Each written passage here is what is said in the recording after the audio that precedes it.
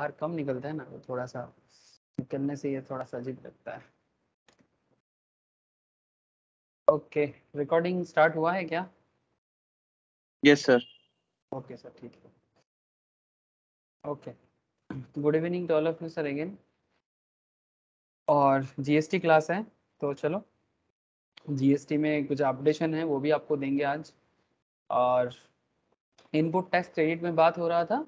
Input tax credit में आज section 18 काफ़ी इंटरेस्टिंग एरिया है जो मैं आपके साथ बात करूंगा सर। ऐसे GST input tax credit is a मतलब one of the most important part of GST, मतलब अल्टीमेट पार्ट बोल सकते हो। मोस्ट इम्पॉर्टेंट से भी बड़ा बात है, हर एक चैप्टर इंपॉर्टेंट है, बट आप ऐसे बोल सकते हो कि sir this is the ultimate part. मतलब जीएसटी में जो इतना सारा मेहनत होता है, सरकार के घर में टैक्स जो जमा होगा है ना, रिटर्न फाइलिंग करते हैं हम लोग, तो टैक्स जमा करने के टाइम पे जो सबसे बड़ा आवाज उठता है वो है क्रेडिट का, है ना। आई होप आप सबको पता है कि इनपुट टैक्स क्रेडिट क्या है, आपको बहुत अच्छे से पता है। आई होप नहीं, ऑब्वियसली पता है आप लोग। सो मुझे इनपुट टैक्स क्रेडिट के बारे में तो और मुझे ज़्यादा कुछ बोलने का ज़रूरत है नहीं, काफ़ी एग्जाम्पल्स आप लोगों ने किया, काफ़ी सारा क्वेश्चंस आप लोगों ने किया। सो आइडिया तो आप लोगों को लग चुका है, लेकिन हाँ आईटीसी का थोड़ा और हार्डकोर चर्चा बाकी है जो मुझे आपके साथ एक बार करना चाहिए, तो वो मैं आज आपके साथ करूँगा। अगर मैं स्क्रीन आपके साथ शेयर नहीं है तो आप मुझे प्लीज़ बताइए सर, स्क्रीन शेयर अभी है या नहीं? अब हो गया सर। ठीक है। तो सर इनपुट टैक्स क्रेडिट, ये जीएसटी के अंदर इनपुट टैक्स क्रेडिट इज बहुत ही वाइटल पार्ट जो आपको मैं शुरू से बोले जा रहा हूँ। और आप देख सकते हैं यहाँ पर, अगर मैं आपको एक बार आईटीसी का एक बार अगर आपको मैं फिर से रिवाइज कराऊँ क्या क्या पॉइंट हम लोगों ने पढ़ा और क्या बात अभी करना बाकी है। अगर एक बार मैं आपको बताऊँ, क्या हो गया सर, पेन क्यों काम नहीं कर रहा?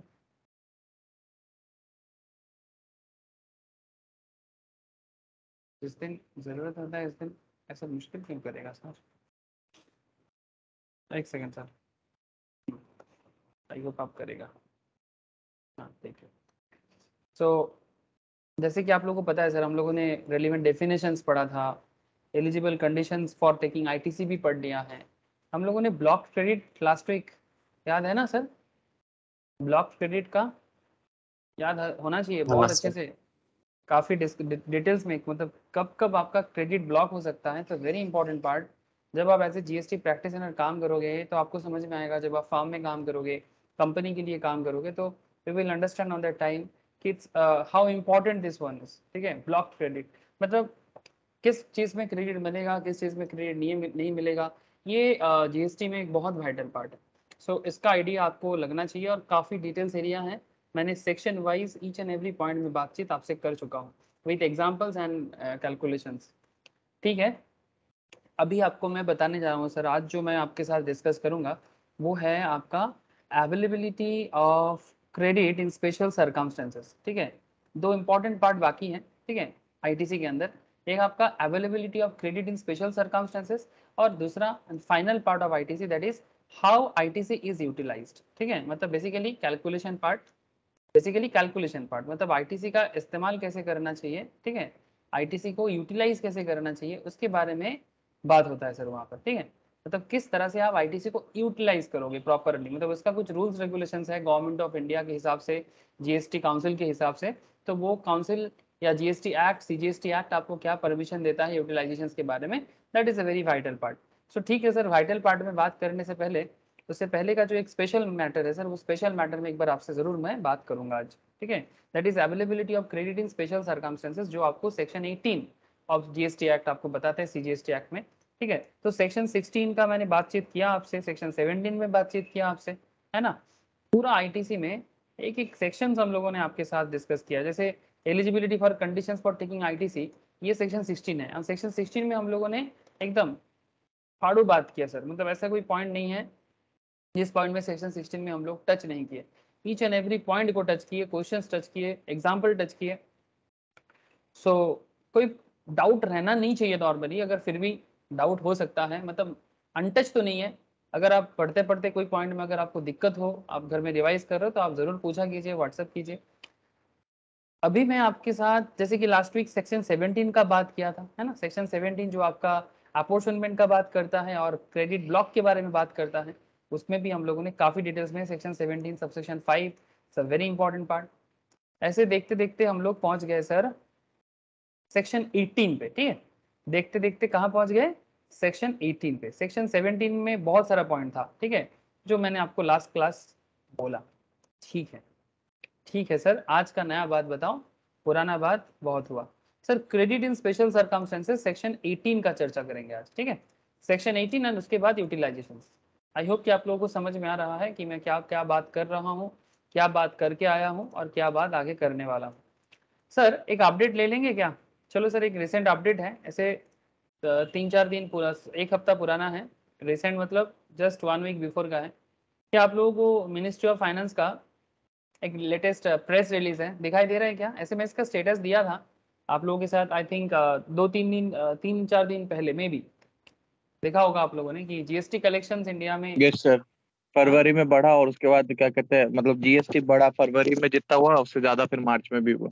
Very good sir. मतलब जीएसटी का जो डिटेल्स है, मतलब जीएसटी कलेक्शन जो गवर्नमेंट का है वो day by day record high positions पे पहुंच रहे हैं। तो एज ए गवर्नमेंट की तरफ से अगर आप सोचोगे ना, तो आपको सोचना गवर्नमेंट की तरफ से ही है, बिकॉज तभी ये सरकार आपको जीएसटी प्रैक्टिशनर बनाते हैं, चार्टर्ड को, सीएस को, सीएमए को।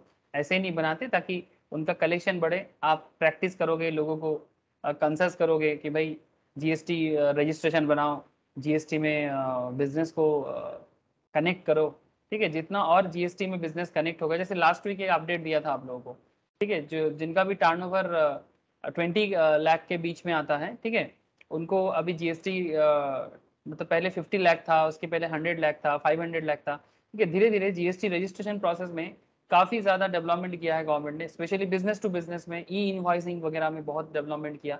रजिस्ट्रेशन तो पहले था, बट ई इनवॉइसिंग, ठीक है, जो लेटेस्ट अपडेट मैं लास्ट वीक आपके साथ किया था। तो ये भी एक लेटेस्ट अपडेट है कि जो गवर्नमेंट का जीएसटी कलेक्शन देखो सर आप, ग्रॉस जीएसटी कलेक्शन, ग्रॉस है, नेट नहीं है, gross breaching earlier record of 1,40,986। And ये आपको मैं मिनिस्ट्री ऑफ फाइनेंस के प्रेस रिलीज से ही दिखा रहा हूँ। आपको मैं कुछ और डेटा जीएसटी के बारे में देता हूँ सर, जो आप लोगों के लिए काफी इंपॉर्टेंट भी है और जानना भी चाहिए। उसके बाद में आपको जो हमारा आईटीसी का सेक्शन वाइज डिस्कशन है वो तो चलेगा। आप लोग तो जानते ही हैं सर, हर क्लास में अपडेशंस भी आप लोगों को कोशिश करता हूँ जो भी है रिसेंट देने का। Gross GST revenue collected in the month of March था, मार्च 2022 है 1,42,095 crore, of which CGST 25,830 crore, SGST 32,378 crore and IGST मतलब integrated goods and service tax 74,470 crore, ठीक है। बाकी state goods and service tax 25,830 crore and SGST, sorry CGST मतलब central goods and service tax 25,830 crore and state goods and service tax 32,378 crore and in आपका integrated goods and service tax 74,470 crore, ठीक है। Almost ये आपका overall area है, including 39,139 crore collected on import of goods. अच्छा, goods import में जो लगता है उसमें भी जो जीएसटी का बात है उसमें भी 39,131 करोड़ का जीएसटी कलेक्शन गवर्नमेंट ने किया है। मतलब सर जीएसटी कलेक्शन बढ़ने का मतलब क्या होता है कॉमन सेंस में? लोग ज्यादा गुड्स परचेज कर रहे हैं। मतलब बिजनेस सिनेरियो बढ़ रहा है ना। बिजनेस वर्सेस हाँ, मतलब बिजनेस बढ़ रहा है, ट्रांजैक्शंस बढ़ रहा है, that is the common sense. GST collections बढ़ने का कॉमन सेंस है। जितना जीएसटी कलेक्शन गवर्नमेंट का बढ़ेगा, इसका एक मतलब समझ लेना कि गवर्नमेंट का मनी पाइपलाइन तभी बढ़ता है जब देश में बिजनेस बढ़ता है, ठीक है। एक एक बात हमेशा याद रखना, ठीक है। ऐसे ऐसे फिलोसॉफिकल बात सुनने को लगेगा, मतलब इट्स लाइक फिलोसॉफिकल लॉजिक, ठीक है। फिलोसॉफी लॉजिकल बात करता है सर हमेशा। फिलोसॉफी सब्जेक्ट अगर कभी आप लोग पढ़ेंगे ऐसे ही पढ़ लीजिएगा, ठीक है, बिकॉज आपको बहुत लॉजिक का पता चलेगा। फिलोसॉफी लॉजिकली कैसे बात करते हैं कि बोलते हैं कि जैसे एक बहुत फेमस बात है कि भाई जहां जहां धुआं है वहां वहां आग जरूर होगा। हाँ सर, इट्स लाइक लॉजिक ना। If there is a like yes sir. आपका मतलब अगर धुआं है, हाँ हाँ बोलो। If there is smoke there is fire. Yes, if there is a smoke there is a fire, मतलब ये एक कॉमन सेंस है, ठीक है। अगर धुआं है तो आग होगा, है ना। तो अगर पैसा है तो, if money is business there, होगा। if money is there then that means business should be there, है ना। Yes. and vice versa, and vice versa, if business is there money should be there। क्या बोलते हो, logic है कि नहीं बात में? जहां जहां मनी है वहां वहां बिजनेस यस सर। है ना। money is there, that means business should be there, and if there is a business there should be money, है ना? तो सेंस लगा लीजिएगा, ठीक है? जहां पर भी आप पैसा का सुगंध देखोगे, पैसा का दुर्गंध नहीं बोलना चाहिए सर, लोग पैसा का गलत इस्तेमाल करते हैं तो दुर्गंध होता है, वो अलग बात, ठीक है? मनी एक ऐसे यूटिलिटी प्रोडक्ट है, एक ऐसा यूटिलिटी वाला चीज है, अब इसको जितना सही काम पे लगाओगे ये उतना सुंदर है, और ये जितना बुरा काम पे लगाओगे वो उतना खराब है। ये आपके ऊपर है, भगवान का बना हुआ, या भगवान बनाए या सरकार बनाए, आपके ऊपर है सर। कोई बोलता है सरकार बनाते हैं, कोई बोलते हैं भगवान बनाते हैं, बट ठीक है, आप देख लो आपको जो ठीक लगे। मुझे तो लगता है सब कुछ एक सुप्रीम पावर या भगवान ही करते हैं, हम लोग तो बस एक क्या बोलो सर, मतलब बेसिकली ये रंगमंच में हम लोग कठपुतलियां है, जैसे बोला गया है वैसे करते हैं, ये मेरा मानना है। बाकी सबका अपना अपना है, किसी को लगता है कि नहीं सब मैंने किया, किसी को लगता है नहीं कि सब कुछ परमात्मा ने किया, भगवान ने किया, supreme power God Allah. So point is that if money is there that means business should be there, है ना? तो गवर्नमेंट के मनी पाइपलाइन में आपको मैं बहुत बार दिखाता हूँ, सरकार डे बाय डे अपने बिजनेस लेवल को बढ़ाना चाहता है और कलेक्शंस को बढ़ाना चाहता है, बिकॉज गवर्नमेंट जितना इकोनॉमिकली स्ट्रांग बनेगा, कंट्री के लिए हर चीज में स्ट्रांगनेस फीलिंग होगा। जैसे एक आम इंसान में पॉकेट में पैसा होने से कॉन्फिडेंट फील होता है कि नहीं होता? Please tell me sir. एक कॉमन पर्सन जब उसके पॉकेट में पैसा होता है, जरूरत का पैसा या फिर थोड़ा बहुत कंफर्ट और लग्जरी का पैसा, जब पॉकेट में पैसा हो अपने अपने जरूरत के हिसाब से, तो यू फील कॉन्फिडेंट, यस और नो? Yes sir. है ना? तो अगर मंथ के गवर्नमेंट, स्टार्टिंग में बहुत हाँ बोलो। कॉन्फिडेंस फील होता है, मंथ के स्टार्टिंग में बहुत कॉन्फिडेंस फील होता है, एंड आते आते कम हो जाता है। Yes sir, exactly. तो just feel that same same concept, ठीक है?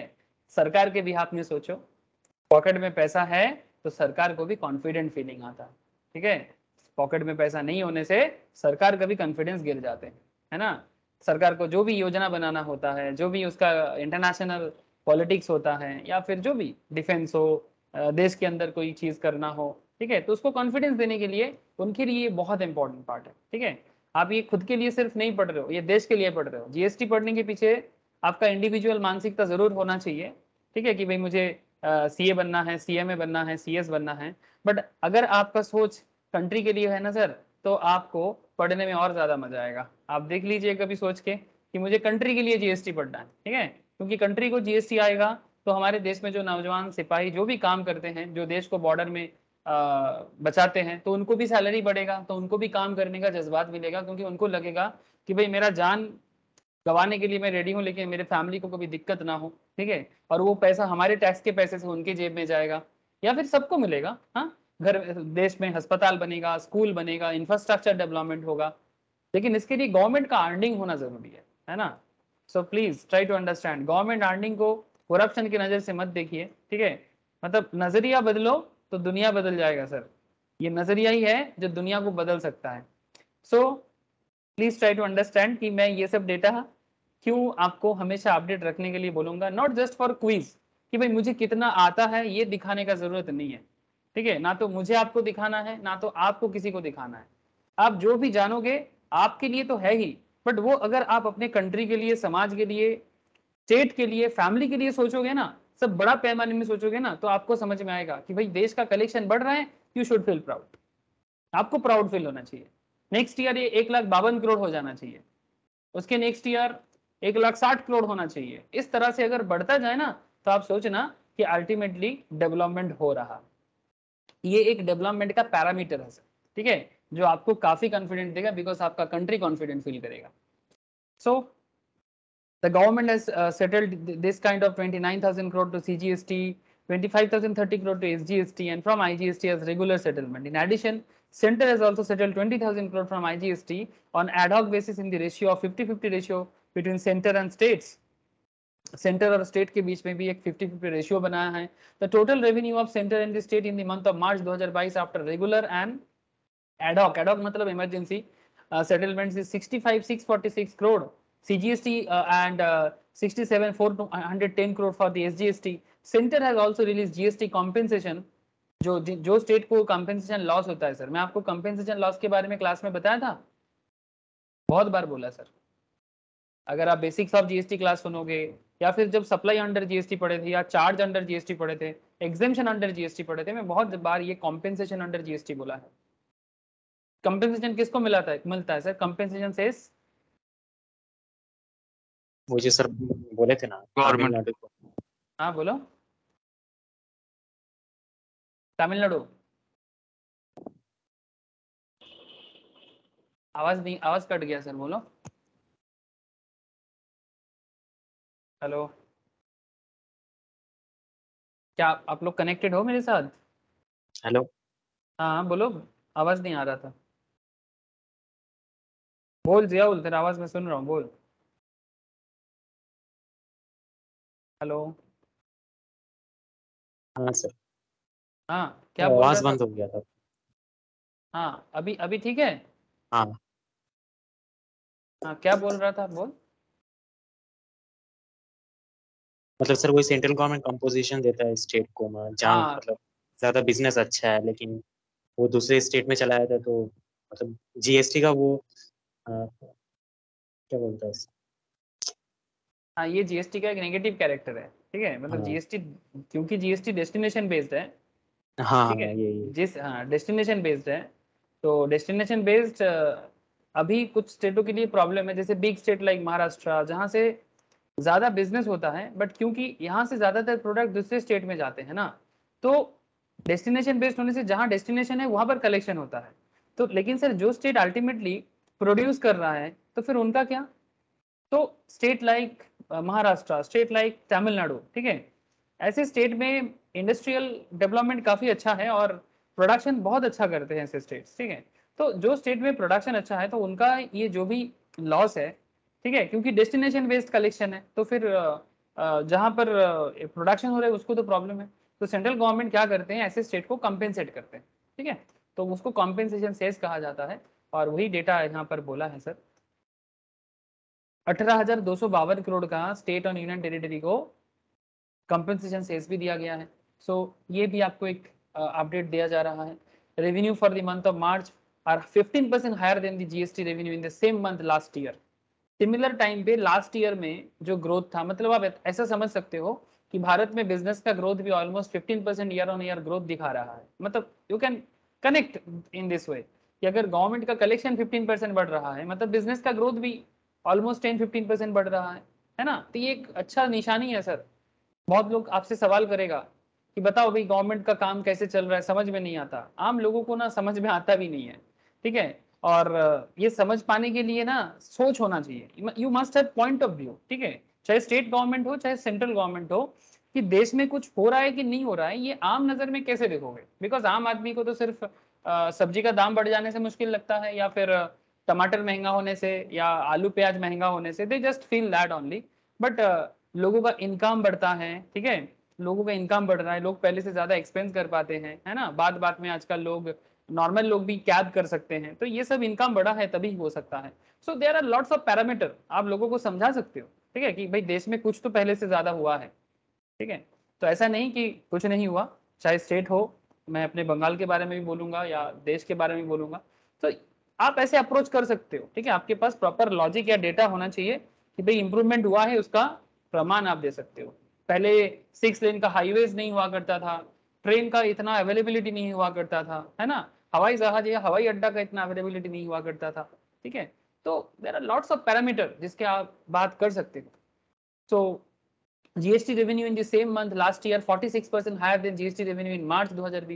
During the month, revenue from import of goods was 25% higher and the revenue from domestic transactions, including import of service. ठीक है। अच्छा, इंपोर्ट थोड़ा ज्यादा हुआ, वो भी खराब बात है, बिकॉज इंपोर्ट ज्यादा होने से देश, गवर्नमेंट को जीएसटी तो मिल जाएगा, वो थोड़ा गवर्नमेंट उसमें ले लेता है, लेकिन अल्टीमेटली देश का लाइबिलिटी बढ़ता है, ठीक है। तो टू मच इंपोर्ट जो भारत के लिए एक प्रॉब्लम है अभी भी, बिकॉज अभी भी हम लोग बहुत सारा चीज इंडिया में नहीं बना पाते। अभी भी हम लोग एक सब्सिडाइज्ड इकोनॉमी है सर, ठीक है, हमारे यहाँ पर सरप्लस नहीं होता। हाँ सर, फिर भी सर हम लोग का एक्सपोर्ट ज्यादा है इम्पोर्ट से, कितना आई थिंक $45 बिलियन ज्यादा है। नहीं नहीं, इंपोर्ट ज्यादा है, इंपोर्ट ज्यादा है नहीं जियाउल। सर, एक्सपोर्ट ज्यादा है, नहीं नहीं हम बाबा, डाटा में इम्पोर्ट है देखे थे। सर, नहीं, मैं दिखा देता हूँ, रुक जाओ। इम्पोर्ट ज्यादा है। अगर 1 ट्रिलियन का इम्पोर्ट होता तो सर 2 ट्रिलियन मतलब एक्सपोर्ट एक्सपोर्ट है 564 ऐसे ही है, और ये इम्पोर्ट है तो 400 एंड समथिंग। ये तो ये देख सर लो। रिसेंटली जो 2022 का बोल रहे हैं हम। हाँ हाँ, तू जो बोल रहा है वो ये ठीक है, ठीक। विकिपीडिया एकदम अपडेट कर देता है हमेशा, ये डे टू डे अपडेट होता है, मतलब तुम इस पे भरोसा कर सकते हो, 70% भरोसा आराम से कर सकते हो। गवर्नमेंट डेटा भी मिल जाएगा, बट ये गवर्नमेंट से डेटा लेके ही करते हैं, ठीक है, बिकॉज वर्ल्ड बैंक के पास भी काफी सारा रिपोर्ट सबमिट होता है, सेंट्रल गवर्नमेंट का भी होता है। तो ये हमारा हाँ एक्सपोर्ट सर, का देखिए है। टोटल तो उतना ही हो रहा है। हाँ 601.77 बिलियन का हमारा अप्रैल फरवरी 2021 में हुआ है, ठीक है, मतलब टोटल गुड्स एंड सर्विस का। और अगर आप इंपोर्ट देखोगे, मैं आपको दिखाता हूँ, रुको, 683।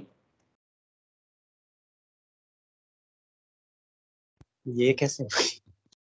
समझ रहे हो, ठीक है। एक्चुअली देख, अभी भारत में ये, मतलब ये फर्स्ट टाइम ऐसे दिख रहा है कि एक्सपोर्ट में इतना ग्रोथ है, इससे पहले इतना एक्सपोर्ट ग्रोथ नहीं था। ये तो पहली बार ऐसा हो रहा है कि हम लोग एक्सपोर्ट में मतलब इतना ग्रोथ देख पा रहे हैं।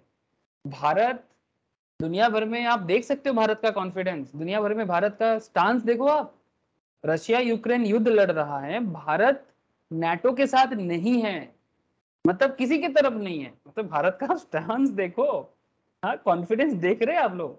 हाँ, बिकॉज रशिया भारत का मित्र रहा है बहुत बार, भारत रशिया के अगेंस्ट में भी नहीं जाएगा, ठीक है, और जाना भी नहीं चाहिए। ये गलती तो भारत कभी नहीं करेगा, मैं आपको बोल देता हूँ। चाहे प्राइम मिनिस्टर मोदी रहे, या मोदी की जगह कभी अगर कांग्रेस का भी प्राइम मिनिस्टर आ जाए ना, वो भी ये गलती करने से पहले 10 बार सोचेगा, बिकॉज सर सबसे बड़ा रशिया। प्रॉब्लम वही है, हाँ, मिनरल फ्यूल्स जो एक्सपोर्ट करते हैं, सॉरी इंपोर्ट करते हैं ना, इसी का हाँ, सबसे ज्यादा है ये। फ्यूल फ्यूल फॉसिल्स हमें बहुत एक्सपोर्ट करना इंपोर्ट करना पड़ता है। फिर आपका इलेक्ट्रॉनिक्स स्पेशली, ठीक है, मशीनरी पार्ट्स, ये सब में भारत अभी बहुत पीछे है, ठीक है। एग्रीकल्चरल मैटर, सर्विस मैटर में भारत काफी बेहतर किया है, एग्री और सर्विस में भारत बहुत अच्छा किया है, ठीक है। आप देख सकते हैं मैन्युफैक्चरर्स, ठीक है, मतलब स्मॉल स्मॉल पार्ट्स, ठीक है, फ्यूल्स एंड माइनिंग प्रोडक्ट भी अच्छा कर रहा है, एग्रीकल्चर भी अच्छा कर रहा है, अदर मैटर भी अच्छा है। बट भारत का मेन प्रॉब्लम है सर ये मशीनरी मैटर जो है ना, ठीक है। आप मैन्युफैक्चरिंग देख सकते हैं यहाँ पर, ये देखो, मैन्युफैक्चरर से मैन्युफैक्चरर इंपोर्ट करते 50% ऑलमोस्ट, और मैन्युफैक्चरर एक्सपोर्ट करते हैं 70%। सो काफी प्रॉब्लम है। और फ्यूल्स में भी देखो सर, आप जो आपने बोला 36.5, तो अभी भी हमारा इंपोर्ट थोड़ा सा मुश्किल में है। अब इसको ठीक करने के लिए हमें चाइना जैसा कुछ होना पड़ेगा, जैसे चाइना ने किया ना, छोटा छोटा उद्योग जो ग्लोबली काफी ज्यादा, जैसे भारत ने रिसेंटली एक बहुत अच्छा चीज किया सर, हमारा डिफेंस प्रोडक्ट बन रहा है, हम लोग फिलीपींस को मिसाइल बेचे हैं, मतलब ये बहुत बड़ी बात है। इसमें एपीजे अब्दुल कलाम का एक बहुत बड़ा मतलब ब्रह्मोस। हाँ, ब्रह्मोस, एपीजे अब्दुल कलाम सर भारत को क्या देके गया, मतलब ये भारत, मतलब उनका ऋण कभी नहीं चुका पाएगा। और इस मुद्दे पे एपीजे अब्दुल कलाम सर का ये प्रोजेक्ट चालू हुआ था अटल बिहारी वाजपेयी सर के टाइम पे, मतलब अटल बिहारी वाजपेयी एपीजे अब्दुल कलाम ने जो शुरू किया था, वो अल्टीमेटली एक फर्स्ट टाइम, ये मुझे बहुत कॉन्फिडेंट देता है, ठीक है, कि मोदी के टाइम पे, मोदी जी के टाइम पे ये एक तरह का रोल आउट हो रहा है, ठीक है, जो पहले का गवर्नमेंट बिल्कुल इस बारे में नहीं सोचा है, भारत को एक इंडिपेंडेंट नेशन की तरह दुनिया के सामने रखना। तो इट्स वेरी इंटरेस्टिंग थिंग। सो अच्छा है, लेकिन अभी भारत को सब्सिडी इकोनॉमी से थोड़ा सा ऊपर उठना है सर, ऐसे ही आबादी का प्रेशर बहुत है, ठीक है, 140 करोड़, जगह भी चाइना जैसा नहीं है हमारे पास कि 4 गुना 5 गुना जगह वी डोंट हैव सर, ठीक है। सो मेहनत भारत को बहुत करना पड़ेगा, भारत को मेहनत बहुत करना पड़ेगा, ठीक है। चलो हम लोग जीएसटी का जो अपडेट ले रहे थे उस पर बाकी बात कर लेते हैं एक बार। स्टेट वाइज जीएसटी का भी एक कलेक्शन आपको मैं दिखाना चाहूंगा कि स्टेट वाइज बिजनेस का क्या डेवलपमेंट हुआ है। Just look at the chart, हाँ sir. The chart below shows trend in monthly gross GST revenue during the current year. The table shows the state-wise figures of GST collected in the each state during the month of March 2022 compared to March 2021, ठीक है। चलो देखते हैं। ये तो पहले तो India का ये जो चार्ट है आपके सामने, ये स्टेट वाइज ग्रोथ है। एक सेकेंड, ये तो स्टेट वाइज ग्रोथ है, you can see it here. GST collection in financial year 2021 and GST collection financial year 2021-22, ठीक है। आप देख सकते हैं लास्ट ईयर 1,39,000 था ऐसे पीरियड में, और अब ऑलरेडी 1,42,000 हो गया, ठीक है। ये एक अच्छी बात है, बीच में थोड़ा कोरोना सेकंड वेव प्रॉब्लम किया था, वी ऑल नो दैट। लेकिन अब आपको मैं दिखाना चाहूंगा स्टेट वाइज, ठीक है सर। देखो ग्रोथ रेट देखो सर, जम्मू कश्मीर देखो 352 से 352 करोड़ से 368 करोड़ के पास पहुंच गया। 5% ग्रोथ है। हिमाचल प्रदेश में ग्रोथ रेट थोड़ा सा 0% है। पंजाब में ग्रोथ रेट 15% है। चंडीगढ़ में ग्रोथ रेट 11% है। उत्तराखंड में थोड़ा नेगेटिव है। दो पहाड़ी स्टेट का थोड़ा सा नेगेटिव ग्रोथ है। दोनों स्टेट काफी डेवलप है, ऐसे लिविंग हाई है, काफी हाई है। मतलब फाइनेंशियल कंडीशंस ये जो उत्तराखंड और हिमाचल का रियली इनका मतलब इनका अर्निंग काफी बेहतर है। हरियाणा 17% ग्रोथ रेट है। दिल्ली 5%, राजस्थान 7%, उत्तर प्रदेश 6%, बिहार में 13% ग्रोथ रेट है। मानना पड़ेगा सर, बिहार में काफी स्कोप बहुत है आजकल। बिहार बहुत बदल रहा है। सिक्किम 8%, अरुणाचल 14%, नागालैंड में नेगेटिव है सर। मणिपुर 18%, बहुत अच्छा ग्रोथ कर रहा है मणिपुर, मानना पड़ेगा। मिजोरम में 5% ग्रोथ है। त्रिपुरा में नेगेटिव है, -7% है। त्रिपुरा में पोटेंशियल है बट त्रिपुरा थोड़ा सा टर्मोइल में है। मेघालय 19%, वाह। पानी में इतना बारिश होता है लेकिन पीने का पानी का बहुत प्रॉब्लम है, फिर भी मेघालय डेवलप कर रहा है। आसाम 11%, वेस्ट बंगाल 2% ग्रोथ रेट है, वेरी बैड खराब हालत है। और तो बहुत पोटेंशियलिटी बहुत है बंगाल में। ओडिशा 6%, ओडिशा 26%, अरे बाप रे। झारखंड 6%, छत्तीसगढ़ 7%, मध्य प्रदेश 8, गुजरात 12, दमन दीव में माइनस है। आइलैंड कंट्री है, थोड़ा मुश्किल है। मतलब यूनियन टेरिटरी है, बहुत छोटा सा एरिया है दमन दीव एरिया, जो गुजरात और महाराष्ट्र के बीच में है। Not island, sorry. Dadra Nagar Haveli, Daman Diu I think island है। दादरा नगर हवेली वो यूनियन टेरिटरी है बीच में, गुजरात महाराष्ट्र में। महाराष्ट्र में 19% है। कर्नाटका 11%। आपको एक आइडिया मिल जा रहा है सर। लक्षद्वीप 36%, क्या गजब का बात है। केरला 14, तमिलनाडु 16, पुडुचेरी 1, अंडमान निकोबार 5, तेलंगाना 2, आंध्र प्रदेश 18, लक्षद्वीप 72%, अरे वाह। Other territory 22 and central jurisdiction 20% growth किया है। टोटल एवरेज ग्रोथ है 11% का। ओके सर, सो इसमें इंपोर्ट ऑफ गुड्स नहीं है, ठीक है। Does not include GST on import of goods, ठीक है। ये सिर्फ स्टेट के बीच में जो हुआ है, इंटर स्टेट का जो भी हुआ है और इंट्रा स्टेट जो हुआ है, ये डेटा आपको यहाँ पर मिला है। So it's a very good interesting data था। क्या बोलते हो सर, आप लोगों का क्या मानना है? डेटा इंटरेस्टिंग था कि नहीं था?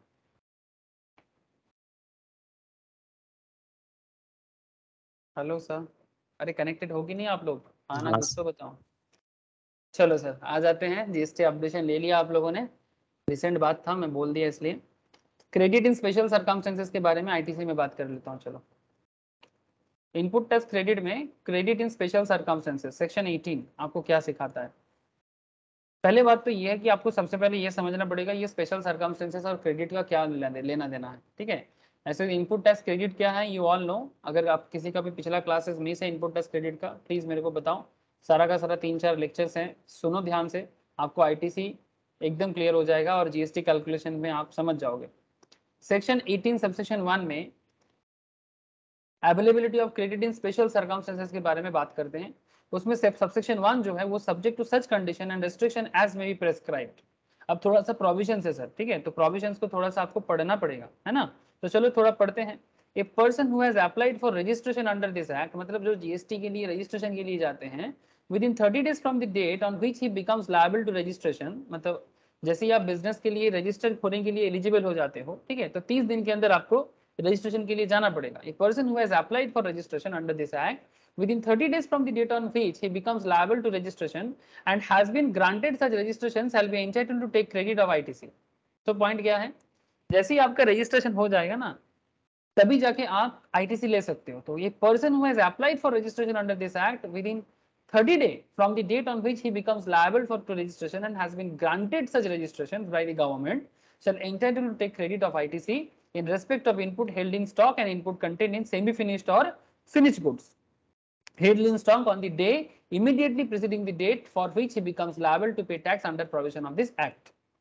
सर थोड़ा डिटेल्स में समझाइए एग्जाम्पल के साथ। ओके सर, मैं थोड़ा एनालिसिस के साथ आपको समझाऊंगा, बट बेसिकली इतना समझ लो कि ये जो स्पेशल क्रेडिट का बात है ना, ये सब बात जो है ये मेनली इस मैटर पे फोकस कर रहा है कि जैसे मानो कि किसी ने जीएसटी रजिस्ट्रेशन के लिए अप्लाई कर दिया, ठीक है, लेकिन उनको अभी भी जीएसटी रजिस्ट्रेशन ग्रांट नहीं हुआ, लेकिन उसका बिजनेस चल रहा है।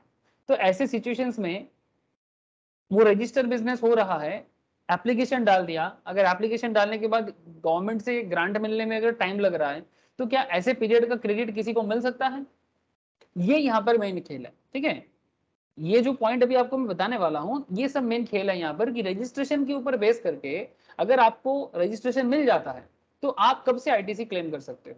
A person who takes registration under subsection 3 of section 25 shall be entitled to take credit of ITC in respect of inputs held in stock or inputs contained in the semi finished goods।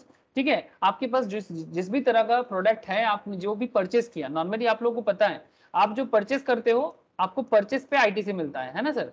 Purchase करने के time पे आप जो input देते हो sir, input tax provide करते हो, उस पे आपको क्रेडिट मिलता है। ये सब बात मैं पहले भी कर चुका हूँ इसमें, इसलिए बार बार मैं इनपुट टैक्स के बारे में बात नहीं करना चाहता। बस आपको इतना बताना चाहता हूँ कि आईटीसी का क्रेडिट मिलने के लिए रजिस्ट्रेशन का क्या कुछ अहमियत है, वही यहाँ पर स्पेशल सर्कमस्टेंसेस क्रेडिट के बारे में बात करेगा।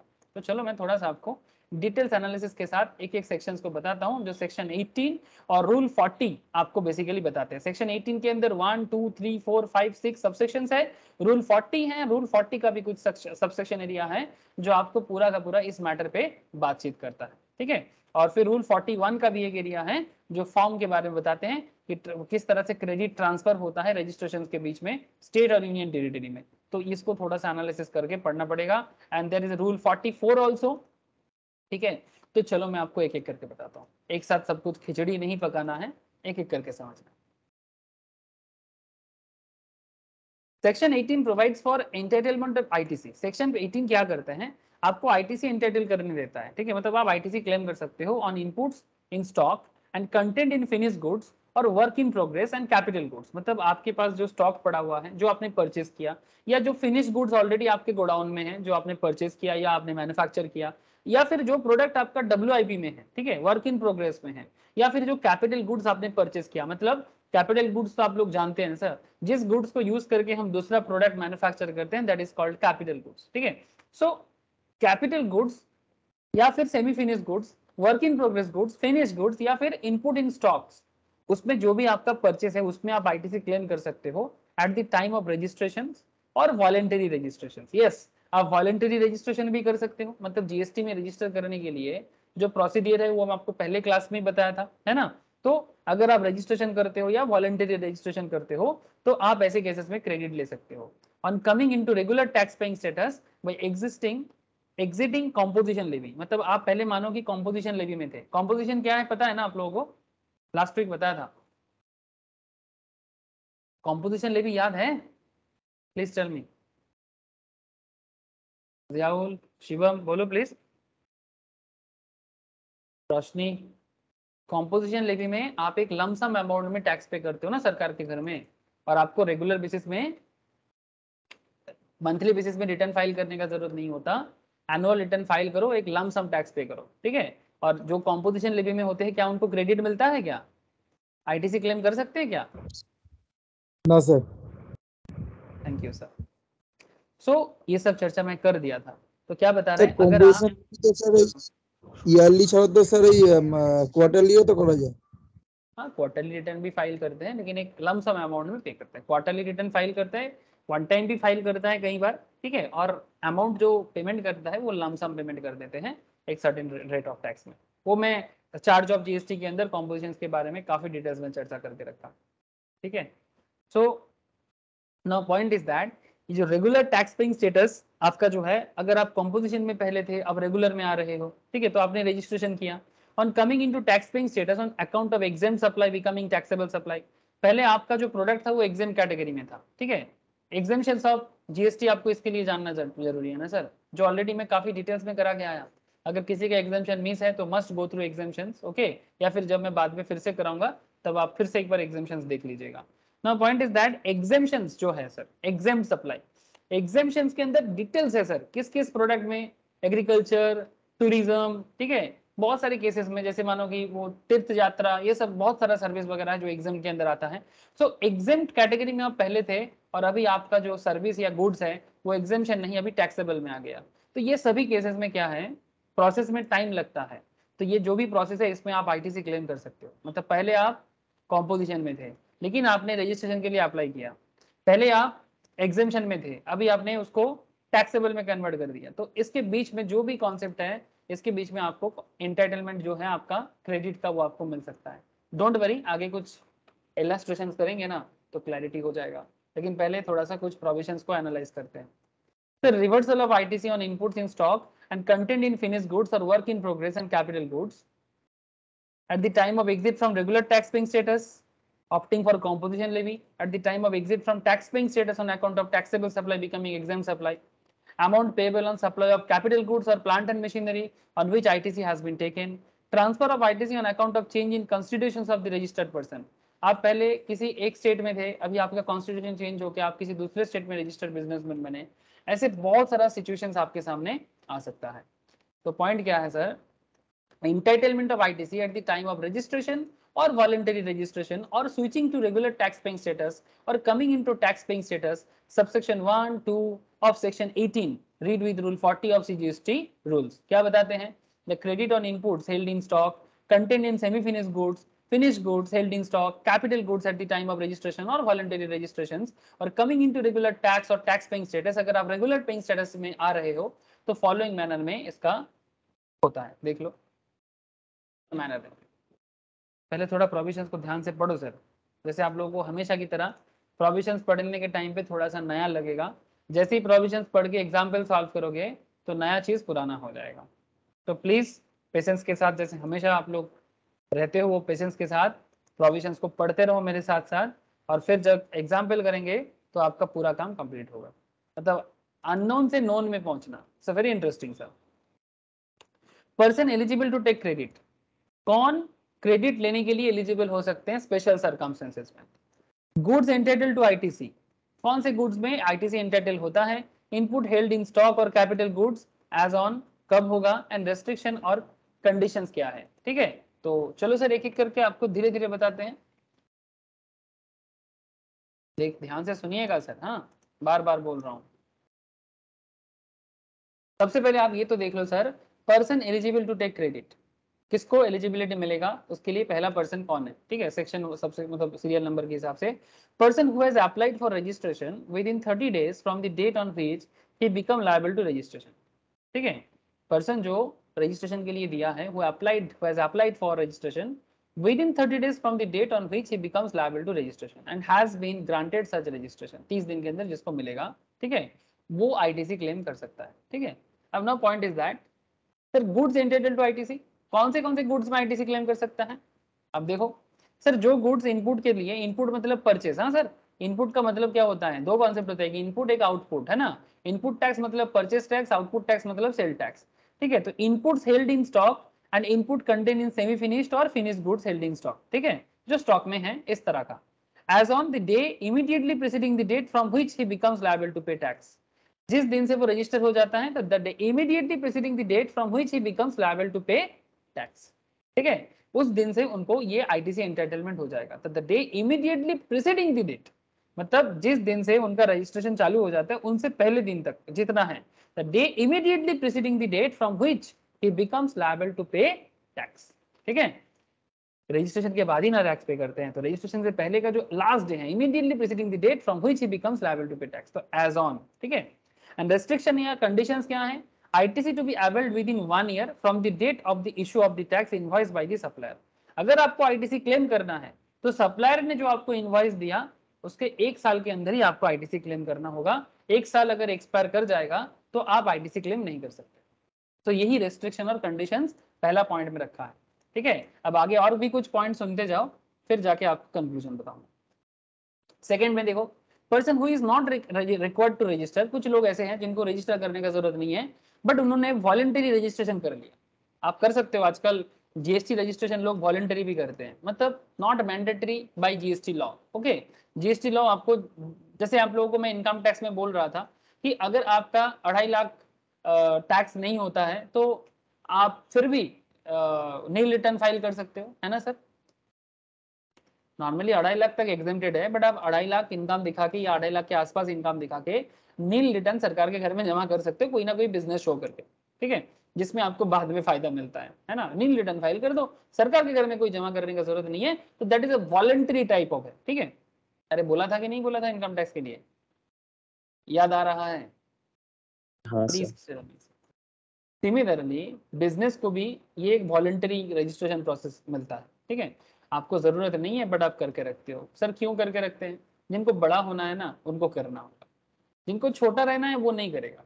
मतलब आपका ऑब्जेक्टिव बड़ा होगा तो आप करोगे। सर क्या फायदा मिलता है? सर बहुत फायदा मिलता है।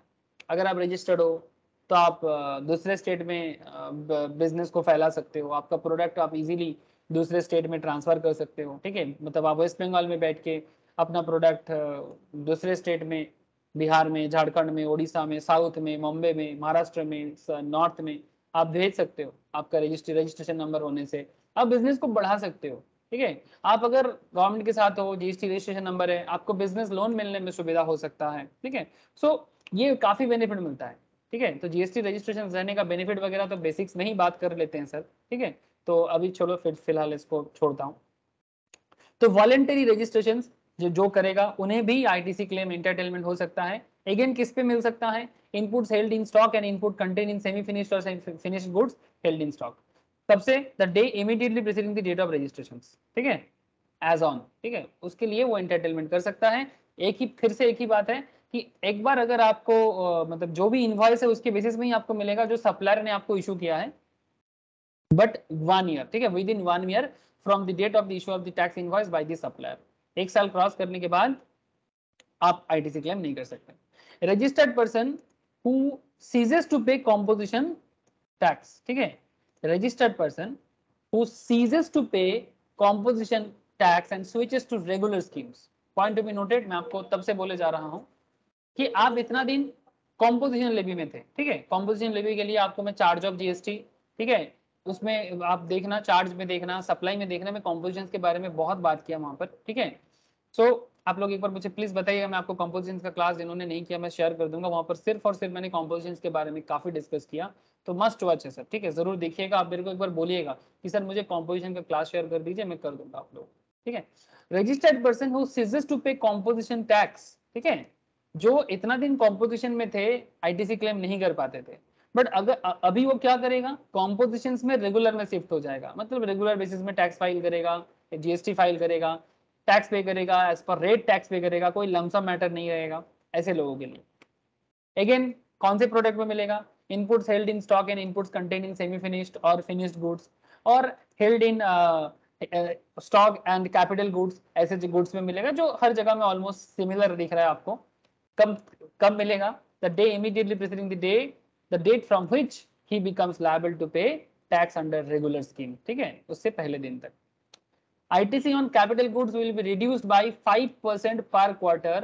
अच्छा, point to be noted यहाँ पर, ITC on capital goods will be reduced by 5% per quarter of the year or part of the year from the date of invoice, ठीक है। तो ये 5% का खेल है। ITC on capital goods मतलब जो भी कैपिटल गुड्स आप अपने बिजनेस के लिए परचेस किए थे ना, जो एसेट टाइप, हाँ, जो आपको बिजनेस को फर्दर मूव ऑन करने के लिए जो गुड्स आपको जरूरत था, ठीक है। ऐसे काफी एग्जांपल मैंने क्लास में पहले लेक्चर्स में देके रखा। तो ITC on capital goods will be reduced by 5% per quarter of the year और part of the year from the date of invoice. और एक चीज देखो sir, ITC claim shall be verified with the corresponding details furnished by the corresponding supplier, ठीक है, तभी मिलेगा। मतलब रिलेटेड सप्लायर को कोरेस्पॉन्ड करके तभी जाके वेरीफाई होके मिलेगा। एंड अगेन एक ही बात है कि ITC to be availed within 1 year from the date of issue of the in tax invoice by the supplier। और फोर्थ पॉइंट देख लो, रजिस्टर्ड पर्सन whose exempt supplies become taxable supplies। जो पहले exempted कैटेगरी में बिजनेस करते थे but अब exempted में नहीं, अब टैक्सेबल हो गया उनका गुड्स। इनपुट सेल्ड इन स्टॉक कब कब हो सकता है? इनपुट, अरे बाबा क्या हो गया, एक सेकेंड सर, ये प्रॉब्लम बहुत दिन चला गया था, क्या होता है इसको? ठीक है छोड़ो, मैं ऐसे ही कर देता हूँ। Input held in stock and input contain in semi finished और finished goods held in stock relatable to such exempt supply and capital goods exclusively used for such exempt supply, ठीक है, जो आप एक्सक्लूसिवली फॉर एग्जाम सप्लाई के लिए use करते हो। Concept is same like that. अगर आपको मतलब जो आईटीसी अवेल करने के लिए रेस्ट्रिक्शन और कंडीशंस क्या है वो भी आपको बता के रखा। सर प्रोविजंस तो समझ रहे आ रहा है बट पूरी नहीं आ रहा है, बिकॉज आप अभी तक हमने एग्जाम्पल आपको नहीं दिया ना, एग्जाम्पल देंगे तो क्लैरिटी आ जाएगा। तो in all the above cases the registered person has to make, point to be noted sir, जो भी केसेस मैंने आपको ऊपर में 4 पॉइंट बताया, तो कौन सा 4 पॉइंट बताया, फिर से बताया क्या? चलो मैं फिर से एक बार याद दिला देता हूँ, भूलना नहीं है। जो 4 पॉइंट मैंने अभी आपको बताया, किसके किसके लिए? Person eligible to take credit, person who has applied for registration within 30 days from the date on which they becomes liable to registration and has been granted sa registration, first time जो कर रहे हैं, जो voluntarily register कर रहा है, जो composition levy से regular scheme में आ रहा है, जो exempted category business से regular category business में मतलब taxable category business पे आ रहा है, ऐसे लोगों के लिए बात चल रहा था. In all the above cases, the registered person has to make an electronic declaration. ठीक है, इलेक्ट्रॉनिक डिक्लेरेशन देना पड़ेगा in the prescribe form on the common portal. GST common portal में जाके रजिस्टर्ड पर्सन जो है उनको इलेक्ट्रॉनिक डिक्लेरेशन देना पड़ेगा एंड क्लियरली स्पेसिफाई करना पड़ेगा the details relating to the inputs held in stock, मतलब कौन सा स्टॉक उन्होंने होल्ड करके रखा, inputs content in semi finished और फिनिश्ड गुड्स में उनके पास क्या क्या है, held in stock and capital goods उनके पास क्या है on the days mentioned in column 4 of the table 4. मतलब कौन सा डेट का बात कर रहे हैं, जिस दिन से वो रजिस्टर हो रहा है उससे पहले दिन तक का. ठीक है, the day immediately preceding the date from which such supply becomes taxable. जिस दिन से वो taxable supply बन रहा है उससे पहले दिन तक का सारा डिटेल्स बिजनेसमैन के पास क्या है उसका सारा डिटेल्स बताना पड़ेगा. ठीक है, डिक्लेरेशन जो है वो फाइल करना पड़ेगा, तो is to be filed within 30 days.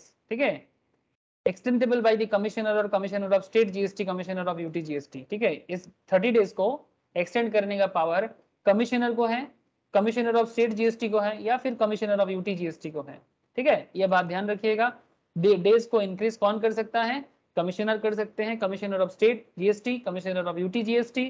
From the date when the registered person becomes eligible to avail ITC, कब से वो एलिजिबल होगा, ठीक है, वही 33 दिन के बाद से. ठीक है, if the claim of ITC pertaining to CGST, एक सेकेंड,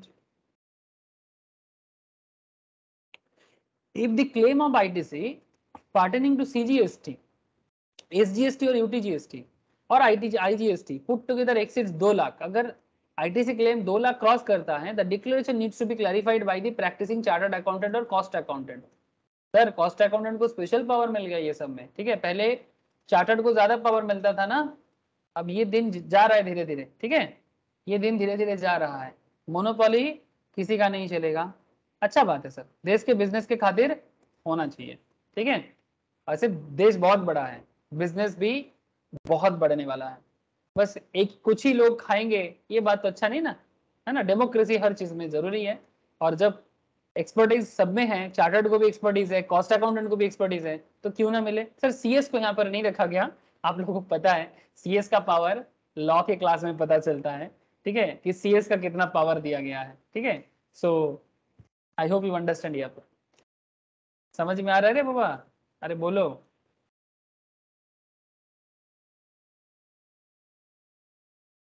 বোঝা যাচ্ছে কি যাচ্ছে না? হ্যাঁ স্যার. Thank you sir. चलो सर, हाँ बोलो सर. कोई कुछ बोला क्या, या हाँ सर बोला? हाँ सर बोल रहा. अच्छा अच्छा, ठीक है. चलो कुछ एग्जाम्पल करते हैं ना, जो इतना देर से जो बहुत सारा प्रोविजंस पढ़ के दिमाग में ऐसा लग रहा है कि दिमाग दही बन गया. अब चलो दिमाग को दही नहीं, दिमाग को खीर बनाते हैं. हाँ, खीर बनने से क्या है ना, वो एकदम स्मूथ लगेगा. हाँ, दही थोड़ा खट्टा है, ऐसे गर्मी में दही खाना चाहिए, खीर नहीं. चलो 37 illustrations. Jade becomes liable to pay tax on 1st August. Jade becomes liable to pay tax on 1st August and has obtained registration on 15th August. उसका टैक्स पे करने का जो एलिजिबिलिटी है एज पर टर्नओवर वगैरह इसके ऊपर base करके, जो आपको मैं बेसिक्स में ऑलरेडी करा के आया, कि liable to pay tax on 1st अगस्त, पर उन्होंने रजिस्ट्रेशन के लिए ऑब्टेन करेगा 15 अगस्त को. Z is eligible for ITC on input held in stock and as part of semi finished goods और finished goods held in stock as on 31st July and Z can not take ITC on capital goods. मतलब समझ में आया sir? ये जो अपना Z है, इनका 1st अगस्त से ये टैक्स पे करने लायक बन जाता है. जीएसटी कलेक्ट करके सरकार के घर में इनको टैक्स पे करना है, बिकॉज वो इतना टर्नओवर कर लेता है या फिर इतना रिसिप्ट कर लेता है. तो Z becomes liable to pay tax on 1st August and has obtain registration on 15th August. तो Z is eligible for ITC on inputs held in stock, जो भी उनके पास स्टॉक है, as part of semi finished goods और finished goods held in stock as on 31st July, that is 1st अगस्त से पहले दिन तक का. लेकिन वो कैपिटल गुड्स में नहीं कर पाएगा. ठीक है, अब आगे आगे और भी कुछ एग्जांपल्स देखो, आपको थोड़ा और क्लैरिटी आ जाए।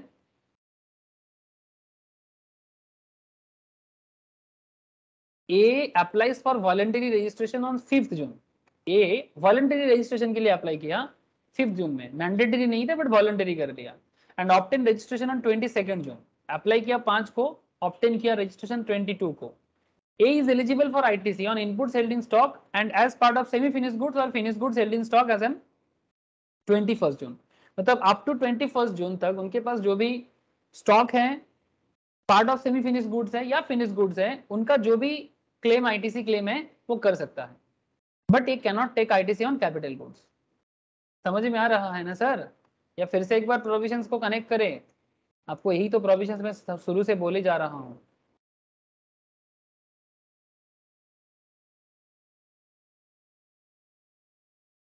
लुक एट सर, बार बार दिखा रहा हूं क्यों। Provisions, inputs held in stock, inputs content in semi finish और finish goods held in stock, held in stock, ठीक है, इस पे मिलेगा, कैपिटल गुड्स पे नहीं मिलेगा। अगेन पॉइंट, सेकंड पॉइंट में देखो, जो वॉलंटरी रजिस्ट्रेशन कर रहा है, जो वॉलंटरी रजिस्ट्रेशन कर रहा है, input held in stock and input contain in semi finished और finish goods held in stock. Again यहाँ पर कैपिटल गुड्स नहीं है, ठीक है। सो वॉलंटरी रजिस्ट्रेशन पे भी आपको कैपिटल गुड्स में आईटीसी क्लेम करने का मौका नहीं मिलेगा, बट जब कॉम्पोजिशन स्लिप का बात है तो यहाँ पर आपको कैपिटल गुड्स में मिल सकता है, बट कैपिटल गुड्स में कुछ कंडीशंस दिया है, ठीक है। तो चलो मैं आपको कुछ एग्जांपल्स कराता हूँ, कंडीशंस एक बार याद दिला देता हूँ। ITC on capital goods will be reduced by 5% per quarter of the year और part of the year from the date of invoice, ठीक है। ये एक्स्ट्रा प्रोविजंस यहाँ पर बोला है। और ITC claim shall be verified with the corresponding details furnished by the corresponding supplier. जब तक वेरीफाई नहीं होगा सप्लायर के हिसाब से, तब तक क्लेम नहीं कर सकते, ठीक है, याद रखिए सर। तो नेक्स्ट पॉइंट देखते हैं। तो थोड़ा सा पेशेंस चाहिए आप लोगों का। जीएसटी इजी है सर, बट जीएसटी काफी डिटेल्स है, बिकॉज बिजनेस का हर एक मैटर के बारे में आपको कनेक्ट होना है। B, registered taxable person was paying tax under composition scheme up to 30th July. Okay, B एक रजिस्टर्ड टैक्सेबल पर्सन था, बट वो कॉम्पोजिशन रजिस्टर्ड था, रेगुलर नहीं था। However, with effect from 31st July, B becomes liable to pay tax under regular scheme. Regular scheme में आने का फायदा ITC क्लेम कर पाएगा। B will be eligible for ITC on input held in stock, input containing semi-finished or finished goods held in stock, and on capital goods as on 30th July. But ITC on capital goods will be reduced by 5% per quarter. ठीक है, capital goods में ITC वो लेगा, but पर quarter के हिसाब से 5% reduce कर जाएगा from the date of invoice, ठीक है। जिस दिन से उसका इनवॉइस मैच करेगा, इनवॉइस डेट से जितना कैपिटल गुड्स उन्होंने लिया है पर क्वार्टर के हिसाब से 5% रिड्यूस कर देना, बस। कैपिटल गुड्स मतलब जो गुड्स आप रेगुलर बिजनेस में यूज नहीं करते, जिसको यूज करके आप बिजनेस में न्यू प्रोडक्ट बनाते हो, ठीक है, या जिसको आप बिजनेस के फर्दर ग्रोथ के लिए यूज करते हो। जैसे मानो कि जेरोक्स मशीन, जेरोक्स दुकान में, जो मतलब बेसिकली फोटोकॉपी दुकान में जेरोक्स मशीन, उसके लिए क्या है, कैपिटल गुड्स है ना सर, प्लीज टेल मी। हाँ सर, है ना, तो ये कैपिटल गुड्स का एग्जांपल होता है, जिसको यूज करके मैं रेगुलर बिजनेस करता हूं, ठीक है। नाउ टेल मी सर, अगर सर उस पे डेप्रिसिएशन ले लेगा तो क्लेम नहीं कर पाएगा ना? तब क्लेम नहीं कर पाएगा। Yes, very good sir. ये इनकम टैक्स के साथ इनका थोड़ा सा क्लैश यहाँ पर होता है, मतलब ये कॉन्ट्राडिक्टरी है। ये या तो ये ले लो या तो वो ले लो, एक साथ दोनों क्लेम नहीं कर पाओगे, ठीक है। वो मैं आपको लास्ट वीक बताया था, ठीक है, समझ में आया? बोलो सर।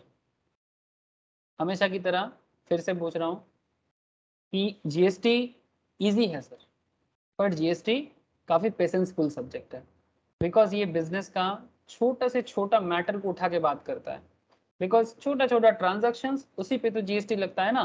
तो कभी कुछ इनपुट, मतलब आपने कुछ परचेज किया, जो परचेज होके आपके पास आया है, कुछ आपका वर्किंग प्रोग्रेस में है, कुछ आपका सेमी फिनिश्ड होके आपके पास पड़ा हुआ है, तो आपके पास वेरियस काइंड्स ऑफ हो सकता है। तो ईच एंड एवरी मैटर पे बात होता है ना बिजनेस पे, तो ये काफी डिटेल्स होता है। सो अगर आपको जीएसटी समझना है, आपको बिजनेस दिमाग को ओपन करना पड़ेगा, each and every type of business समझना पड़ेगा, not a one type of business. If you want to really want to master in GST, or if you really want to become a GST expert, so you have to understand each and every type of business in clear mode.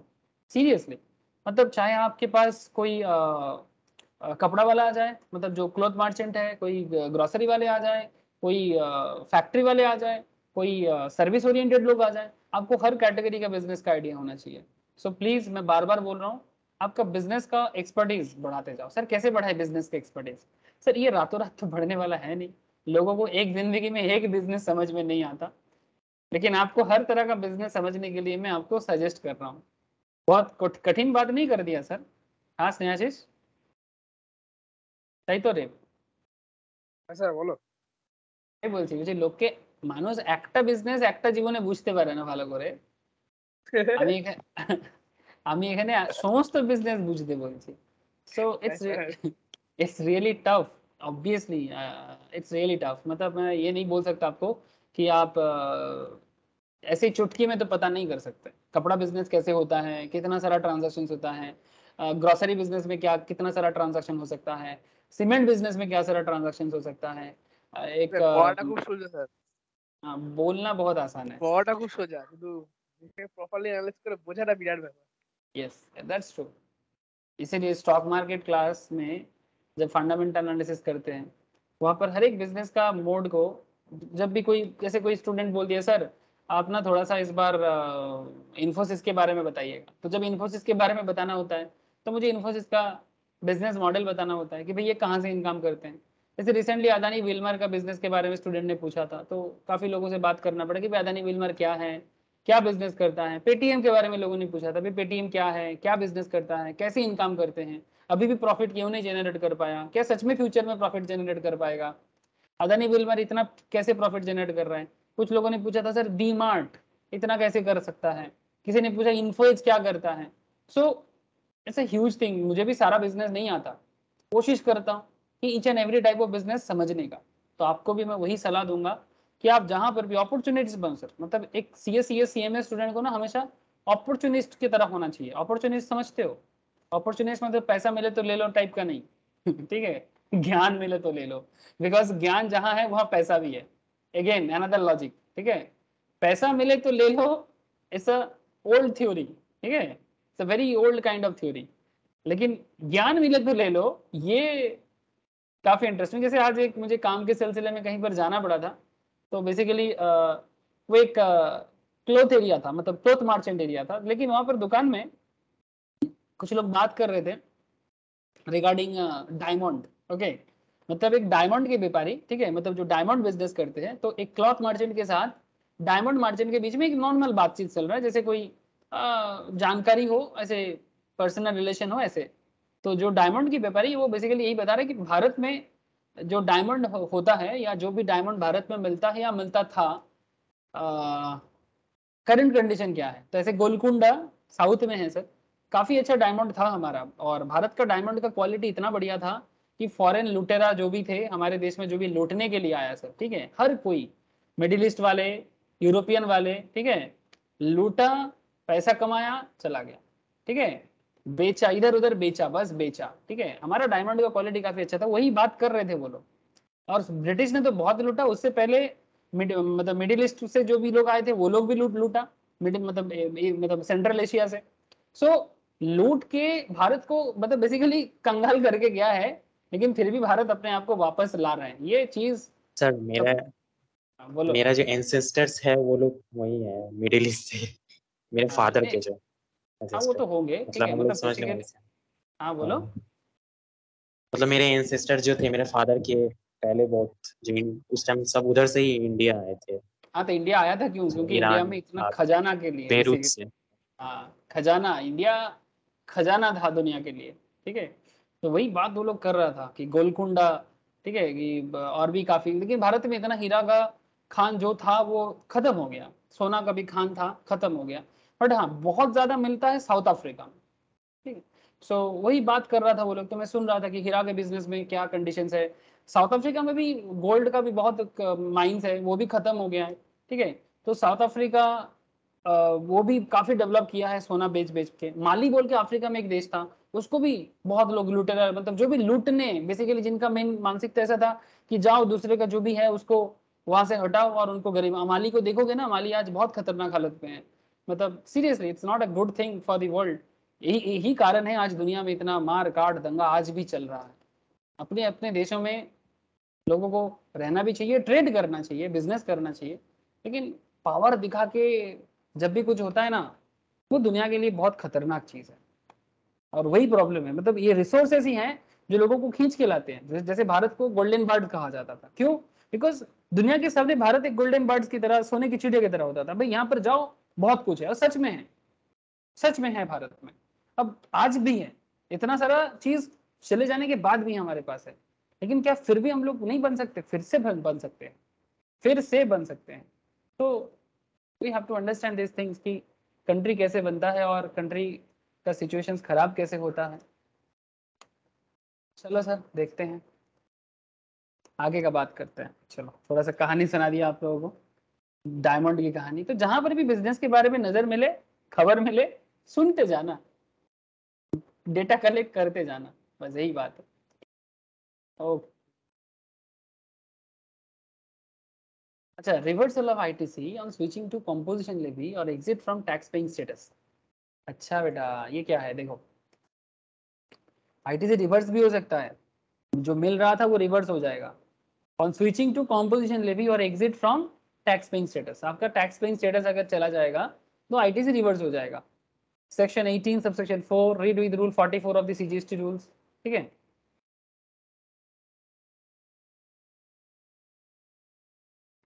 ऐसे central Asia से, जैसे जियाउल बता रहा था, जैसे Iran के लोग भारत को लूटने कभी नहीं आया, मैं आपको बता दूं, ठीक है। ईरानी लोग ना भारत को बहुत प्यार करता है।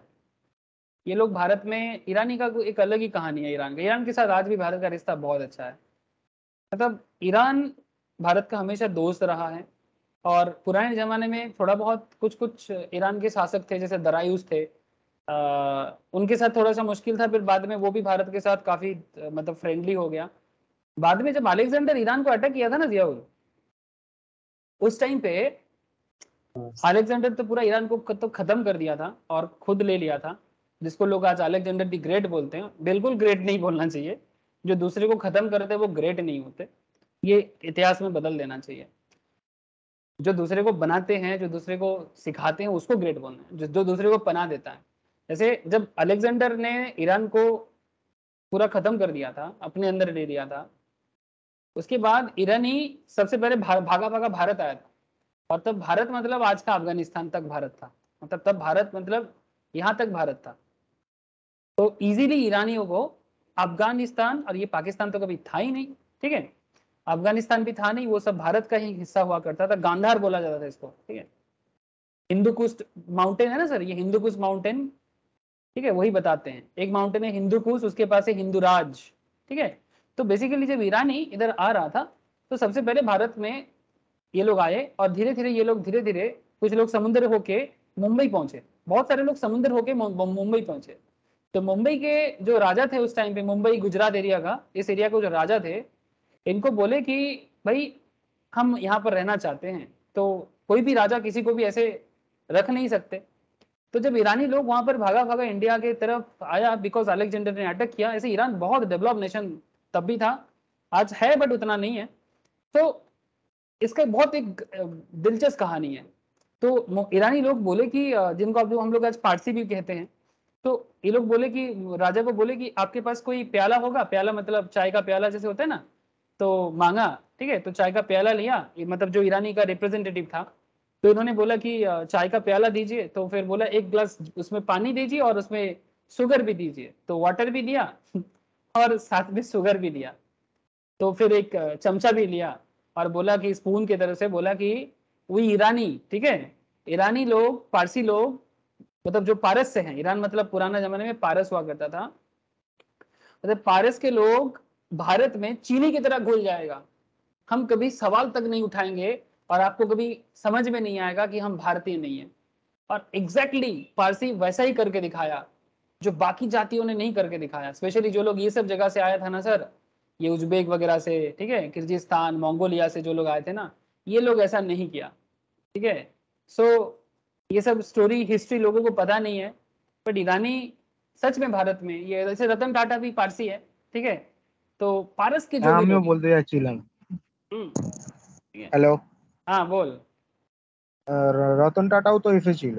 Yes, Ratan Tata, Tata group actually बाद में काफी कन्वर्जन हुआ इस्लाम में, बट ये लोग पहले जोरोस्ट्रियंस होते थे। हाँ बोलो, हाँ बोलो, कोई कुछ बोल रहे हो। जिसने वैक्सीन सप्लाई किया वो भी पारसी है। हाँ एग्जैक्टली, वो आपका पूना वाला, यस पूना वाला। यस, ठीक है।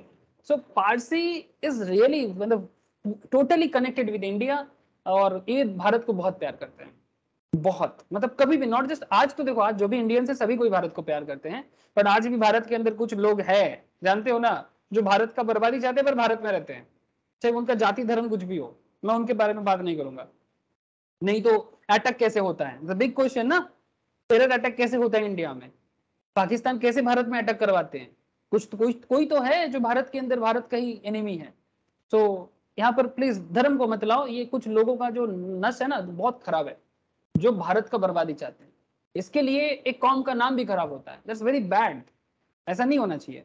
तो ईरानी लोग बाद में इस्लाम में कन्वर्ट हुआ है, बेसिकली करवाया गया है, ये बेसिकली जोरोस्ट्रियंस यहूदी हुआ करते थे, ठीक है, तो वो अलग बात, उसमें मैं नहीं जाना चाहता, वो अलग और दूसरा हिस्ट्री है। सो लेकिन जो भी इब्राहिम रिलीजन में ये सब होता रहता था पहले। हाँ हाँ हाँ एग्जैक्टली, तीनों ही इब्राहिम रिलीजन है, हाँ क्रिश्चियन, तीनों ही ज्यूज। हाँ हाँ सभी एक ही रिलीजन्स में है, तो वो एक पुराना कहानी है, उसमें भी कभी पैलेस्टाइन का तो वही प्रॉब्लम है, अगर आप पैलेस्टाइन का जो प्रॉब्लम है, ठीक है, वो यही प्रॉब्लम है, इसीलिए तो वहां पर वो पैलेस्टाइन को लेके जो प्रॉब्लम है वो इसी धर्म युद्ध है, अपने ही बीच में कुछ प्रॉब्लम है, कुछ मान्यता को लेके। सो ठीक है, चलो सर उसमें वाद विवाद नहीं करना है, ठीक है, अनदर पॉइंट है। तो एक्चुअली तूने बताया ना ईरान का बात, तो ईरान भारत का बहुत अच्छा दोस्त है ऑलवेज।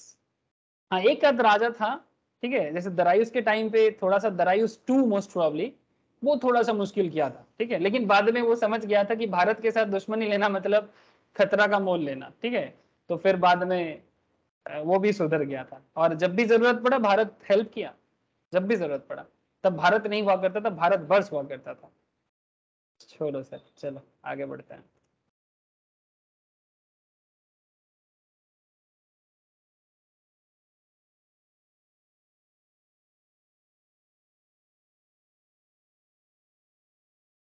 ये पेन बीच बीच में इतना तंग करता क्यों है मुझे। अच्छा, तो अगर आपका जीएसटी पेइंग स्टेटस चले जाते हैं तो फिर आपका रिवर्सल हो जाएगा आईटीसी, भाई जीएसटी पेइंग स्टेटस नहीं रहेगा तो फिर आईटीसी भी चला जाएगा। Section 18 subsection 4 requires reversal of ITC when registered person who has availed ITC switches to composition levy or when his supplies get fully exempted from tax। मतलब आप पहले टैक्सेबल प्रोडक्ट का सप्लाई करते थे, लेकिन आज आपका प्रोडक्ट गवर्नमेंट ने एग्जेम्प्टेड कर दिया है ना, तो आज अगर आप एग्जेम्प्टेड हो तो फिर आपका जीएसटी क्या होगा, आईटीसी का क्या करेंगे, रिवर्स हो जाएगा। जैसे पहले के केस में मिल रहा था, ठीक है, पहले के केस में आप जीएसटी रजिस्टर्ड नहीं थे, तब का खरीदा हुआ प्रोडक्ट आपको क्या कर रहा था, तब का खरीदा हुआ प्रोडक्ट आपको आईटीसी मिल रहा था, जब आप रजिस्टर्ड नहीं थे तब का खरीदा हुआ प्रोडक्ट भी आपको आईटीसी क्लेम मिल रहा था। लेकिन जब आपका रजिस्ट्रेशन चला जाएगा, या फिर आपका प्रोडक्ट एग्जेम्प्टेड कैटेगरी में आ जाएगा, या फिर आप कॉम्पोजिशन लेवी में शिफ्ट हो जाते हो, ठीक है, तो आपको जीएसटी नहीं मिलेगा, आईटीसी नहीं मिलेगा।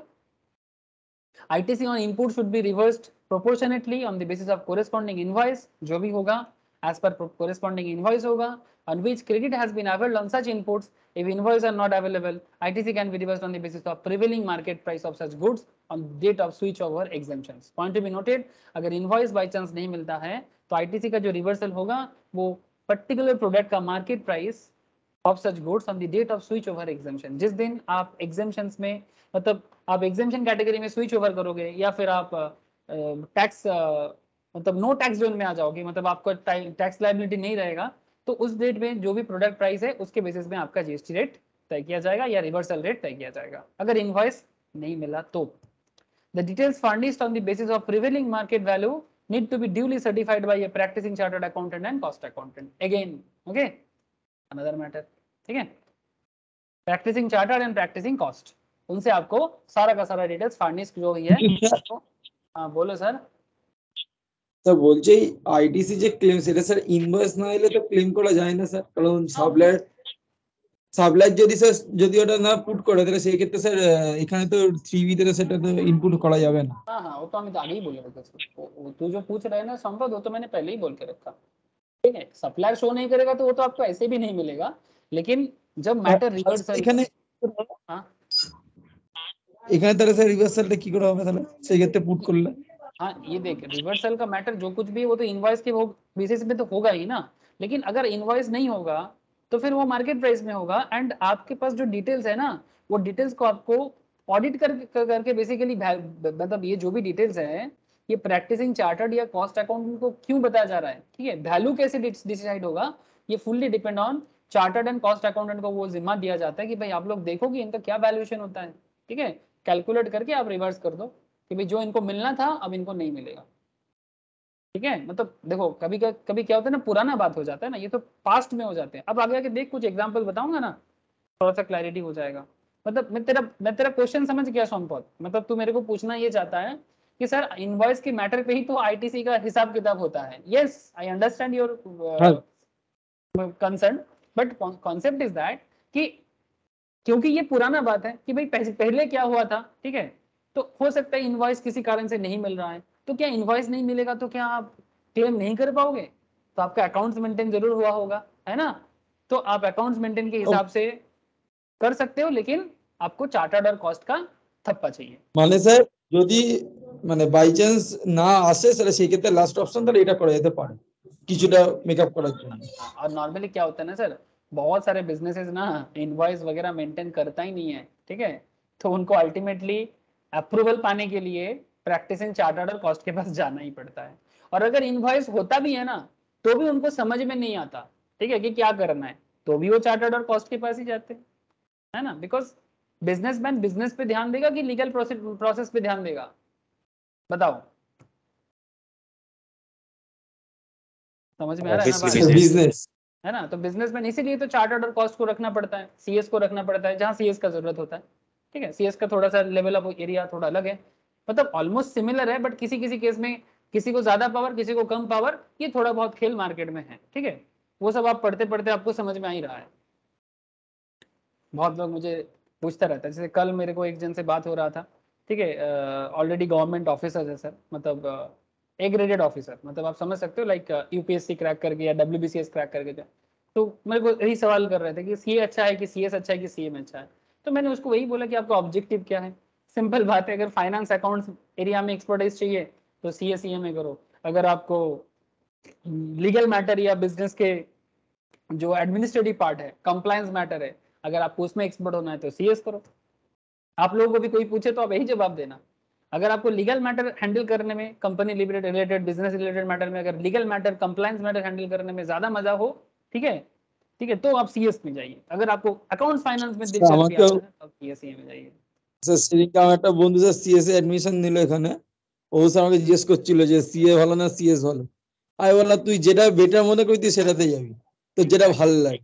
তুই যদি অ্যাকাউন্টস ভালো বলছে তখন সে আমাকে বলছে টাইম লিমিটটা তো সিএ তে বেশি, সেক্ষেত্রে সিএস এ কম আছে। দেখ টাইম লিমিট ব্যাপারটা ওরকম না, সিএস তুই 5 বছর যাবি না তারও কোনো নিয়ম নেই, তুই যেতেই পারিস, এটা তোর উপর নির্ভর করছে। These are not the parameters actually, मतलब लोग एक गलत तरीके से अपना करियर बनाते हैं, मतलब ये कोई करियर नहीं है। आप कोर्स मत करो यार, करियर बनाओ। आपको करना क्या है, मतलब ऐसा थोड़ी ना होता है कि आर्मी में जाना चाहिए कि सीआरपीएफ में जाना चाहिए, कौन सा बेहतर है, ऐसा थोड़ी है। आप सोचो कि आर्मी अच्छा है कि मिलिट्री अच्छा है कि सीआरपीएफ अच्छा है, सबका अपना अपना है, सब अच्छे हैं, है ना। आपका कैटेगरी के हिसाब से, आपका ऑब्जेक्टिव के हिसाब से, या फिर आप दिल्ली पुलिस बनो या फिर मतलब स्टेट पुलिस बनो, ठीक है। तो ये थोड़ी ना हुआ कि क्या अच्छा है क्या बुरा है। It's all about your objective, your stamina, your capacity, everything जो आपके माइंड आपको बोलेगा, ठीक है। हर चीज में ऐसा थोड़ी होता है कि किसमें 3 साल लगता है, किसमें 5 साल लगता है। हाँ, कौन सा इजी है, कोई इजी नहीं है, सब अपने अपने जगह में, सभी काम का अपना अपना एक्सपर्टीज है। मतलब ये स्टूडेंट का ना मानसिक सर मेरी फ्रेंड हाँ सर मेरी फ्रेंड बोलो। प्रतीक्षा, हम तो ग्रेजुएशन के बाद कर रहे हैं, वो तो 12 के बाद ही स्टार्ट की थी। उसका सर अभी तक नहीं हुआ सीए में, अभी फाइनल में है। बताइए। वही और एक्चुअली हम मतलब अभी फाइनल में जाने वाले हैं और वो अभी भी फाइनल में ही है। हो सकता है सर बताइए ऐसा, मतलब ये हो सकता है, मतलब बेसिकली कब देखो ज्वाइन कई की थी? बार मिसगाइड हो जाते हैं, या फिर हो सकता है कि वो उस मैटर को उस हिसाब से फील नहीं कर पा रहे हैं, ठीक है। सिर्फ कोर्स करने के लिए करता है ना तो ये थोड़ा मुश्किल होता है। You have to choose career, इसलिए काउंसलिंग बहुत जरूरी है। कोर्स हाँ हो सकता है आपको मिड वे में आके लग सकता है कि may be this is not for me, ठीक है। या फिर ऐसे भी कोई कोई तो ऐसा होता है, मेरे भी ऐसे कोई कुछ स्टूडेंट होते हैं जो सीए भी कर रहे हैं, सीएस भी कर रहे हैं और बाद में सीएमए करने का भी सोच के रखा है, ठीक है, ऐसा भी लोग है। मतलब उनको हर मैटर में एक्सपर्टीज चाहिए, हर मैटर में एक्सपर्टीज चाहिए। मतलब बिजनेस का ऐसा कोई फील्ड नहीं है जिन पे वो एक्सपर्टीज बनाना नहीं चाहते।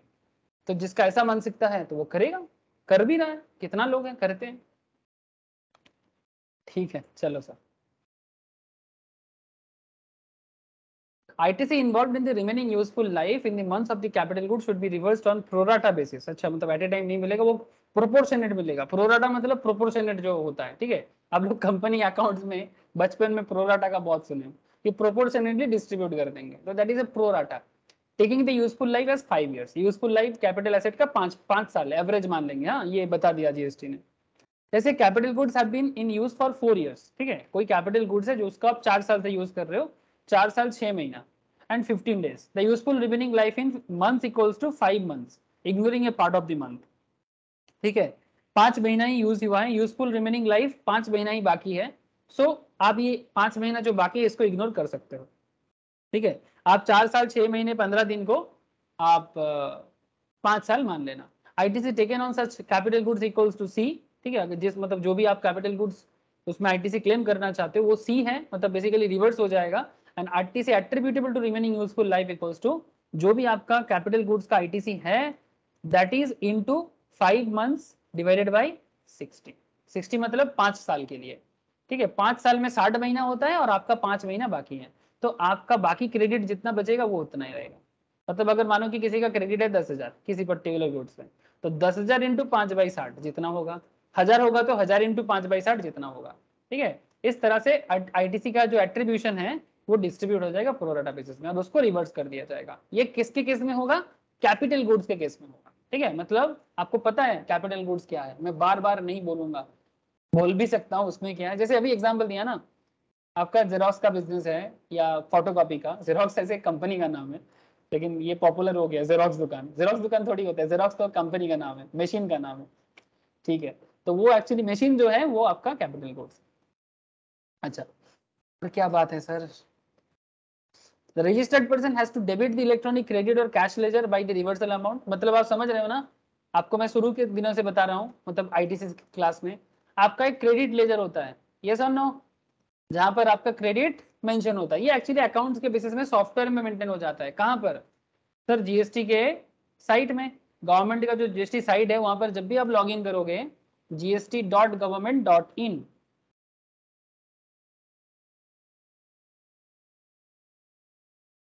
ठीक है। GST, sorry not this one,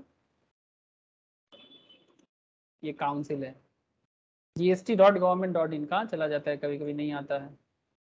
second वाला था ऊपर, सेकंड ये वाला नहीं, जीएसटी पोर्टल। ये सीबीआईसी का दिखा देते हैं ये।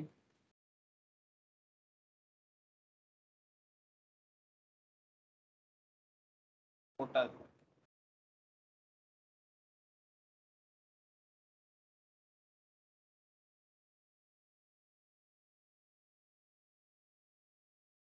पता नहीं सर क्या बीच बीच में गायब हो जाता है। ऐसे आप लोगों को पहले भी मैं दिखाया, ठीक है, छोड़ो बाद में दिखा देंगे।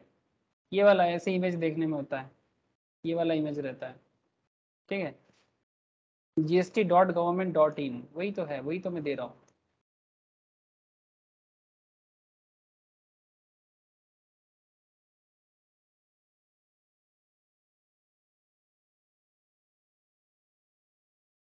यस दिस वन, ठीक है।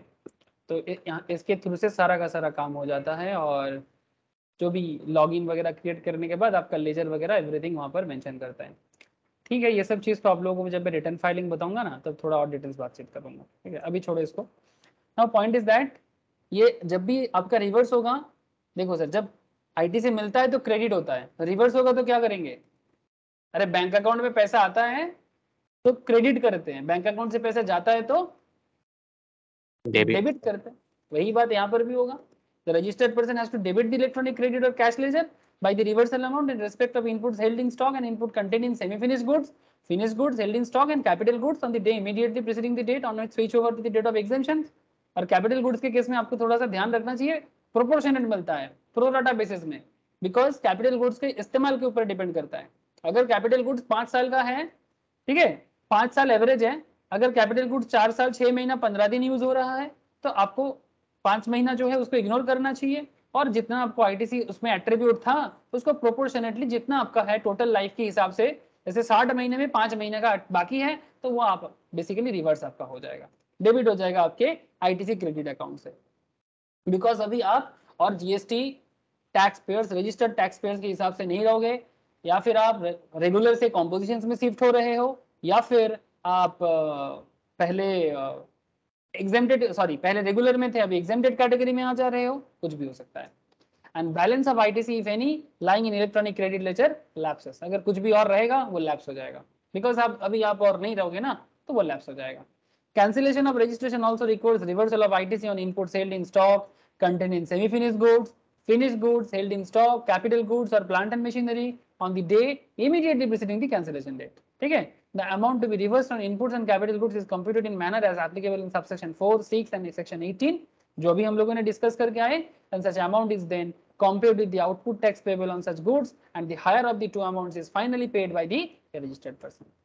ITC to be reversed on inputs and capital goods is to be calculated separately for ITC or CGST, SGST, UTGST and IGST. ठीक है, and reversal amount is added to the output tax liability of the registered person. ठीक है, वो output tax के साथ add कर दिया जाएगा, बिकॉज वो ITC आपको और मिलेगा नहीं।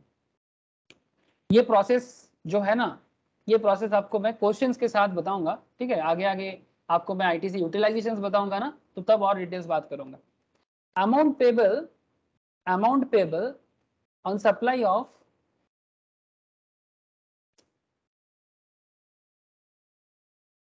capital goods or plant and machinery on which ITC has been taken. Section 18 subsection 6 read with rule 40 subsection 2 and rule 44 subsection 6 CGST rule. Sir क्या बोलता क्या है, चलो देख लेते हैं क्या बोल रहा है। If capital goods or plant and machinery, ठीक है, आप समझ गए होंगे, प्लांट मशीनरी बोलते ही कैपिटल गुड्स का फीलिंग आ गया होगा आपको। which ITC has been taken are supplied outward by the registered person, आपने सप्लाई कर दिया, बाहर सेल कर दिया। He must pay an amount that is higher of the following, उसको कितना पेमेंट करना चाहिए, higher of the following है, जैसे कि ITC taken on such goods reduced by 5% per quarter of a year or part thereof from the date of issue of invoice for such goods, that is ITC pertaining to remaining useful life of the capital goods, इनमें से जो ज्यादा होगा, और tax on transactions value, इन दोनों में से जो ज्यादा अमाउंट होगा वो अमाउंट उनको मतलब बेसिकली पे करना चाहिए। और बाकी क्या बोला, ITC pertaining to remaining useful life of the capital goods should be computed separately, CGST के लिए, SGST के और UTGST के लिए और IGST के लिए, where the amount so determined exceeds the tax payable on the transactional value of the capital goods, such amount need to be paid and thus should be added to the output tax. If refractory bricks, molds, dies, jigs and fixtures are supplied as scrap, the taxable person may pay tax on the transactional value. ठीक है, इस तरह का जो भी product होगा। Under rule 444 subsection 6, ITC involved in the remaining useful life in the months of capital goods is reversed on pro rata basis, taking the useful life as 5 years. Again वही बात कर दिया जो आपको मैं अभी कुछ देर पहले समझाया। ठीक है sir, transfer of ITC on account of change in constitution of registered person, ठीक है, ये वाला सुन लो, ठीक है, तो ये पॉइंट ऑलमोस्ट कंप्लीशन हो जाएगा।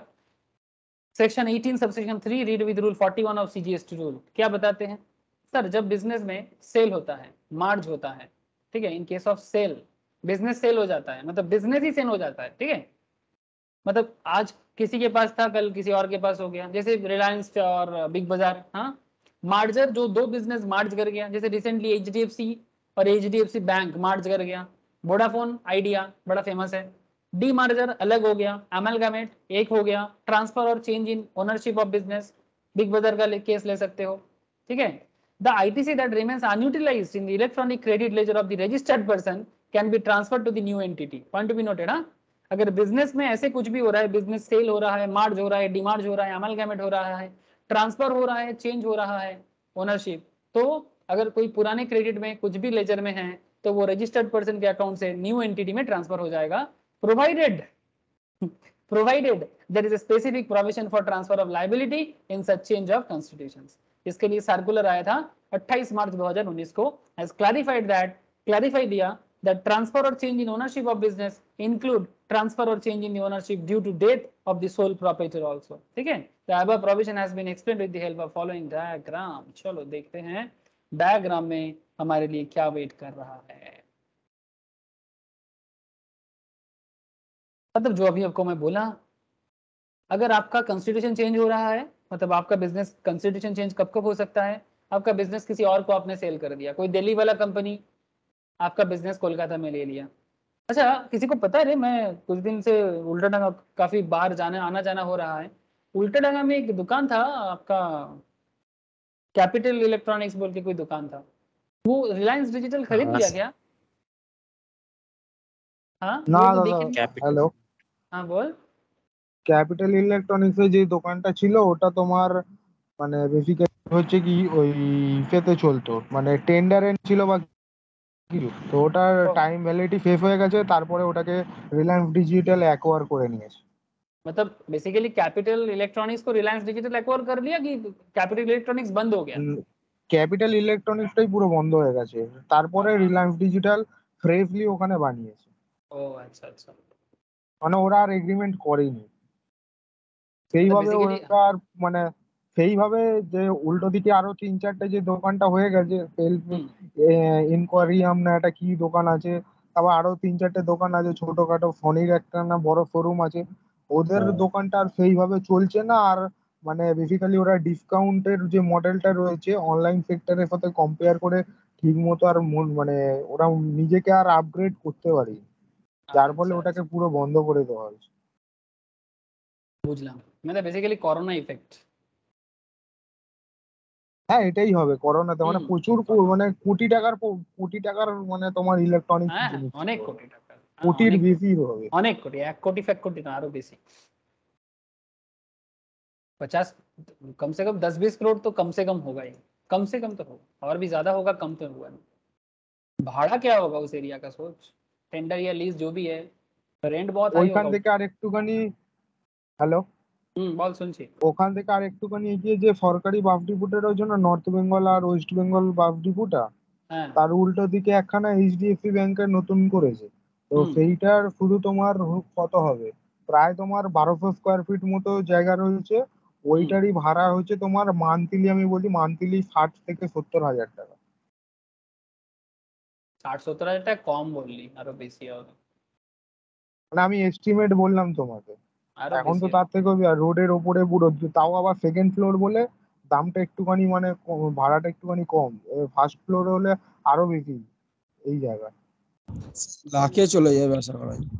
হ্যাঁ হ্যাঁ লাখ তো ছবি স্যার ভাড়া হ্যাঁ হ্যাঁ, লাখ ছবেই, লাখ ছবেই, উল্টো টাকা মোড়ে লাখ ছুঁয়ে দেবে আরে আরাম। 3-4টে স্টেট ব্যাংক ছিল আমার এলাকার মধ্যে, 3-4টে স্টেট ব্যাংক ছিল, রাজা দীনেন্দ্র স্ট্রিট ব্রাঞ্চ, তারপর হচ্ছে তোমার গ্রে স্ট্রিট ব্রাঞ্চ, তারপর হচ্ছে তোমার খান্না ব্রাঞ্চ, আর হচ্ছে গোয়া বাগান, সব কটাকে তুলে দিয়ে দুখানা ব্রাঞ্চের সাথে মার্চ করে দিয়েছে, আর পিছনে লিখে দিয়েছে এক্সটেন্ডেড ব্রাঞ্চ।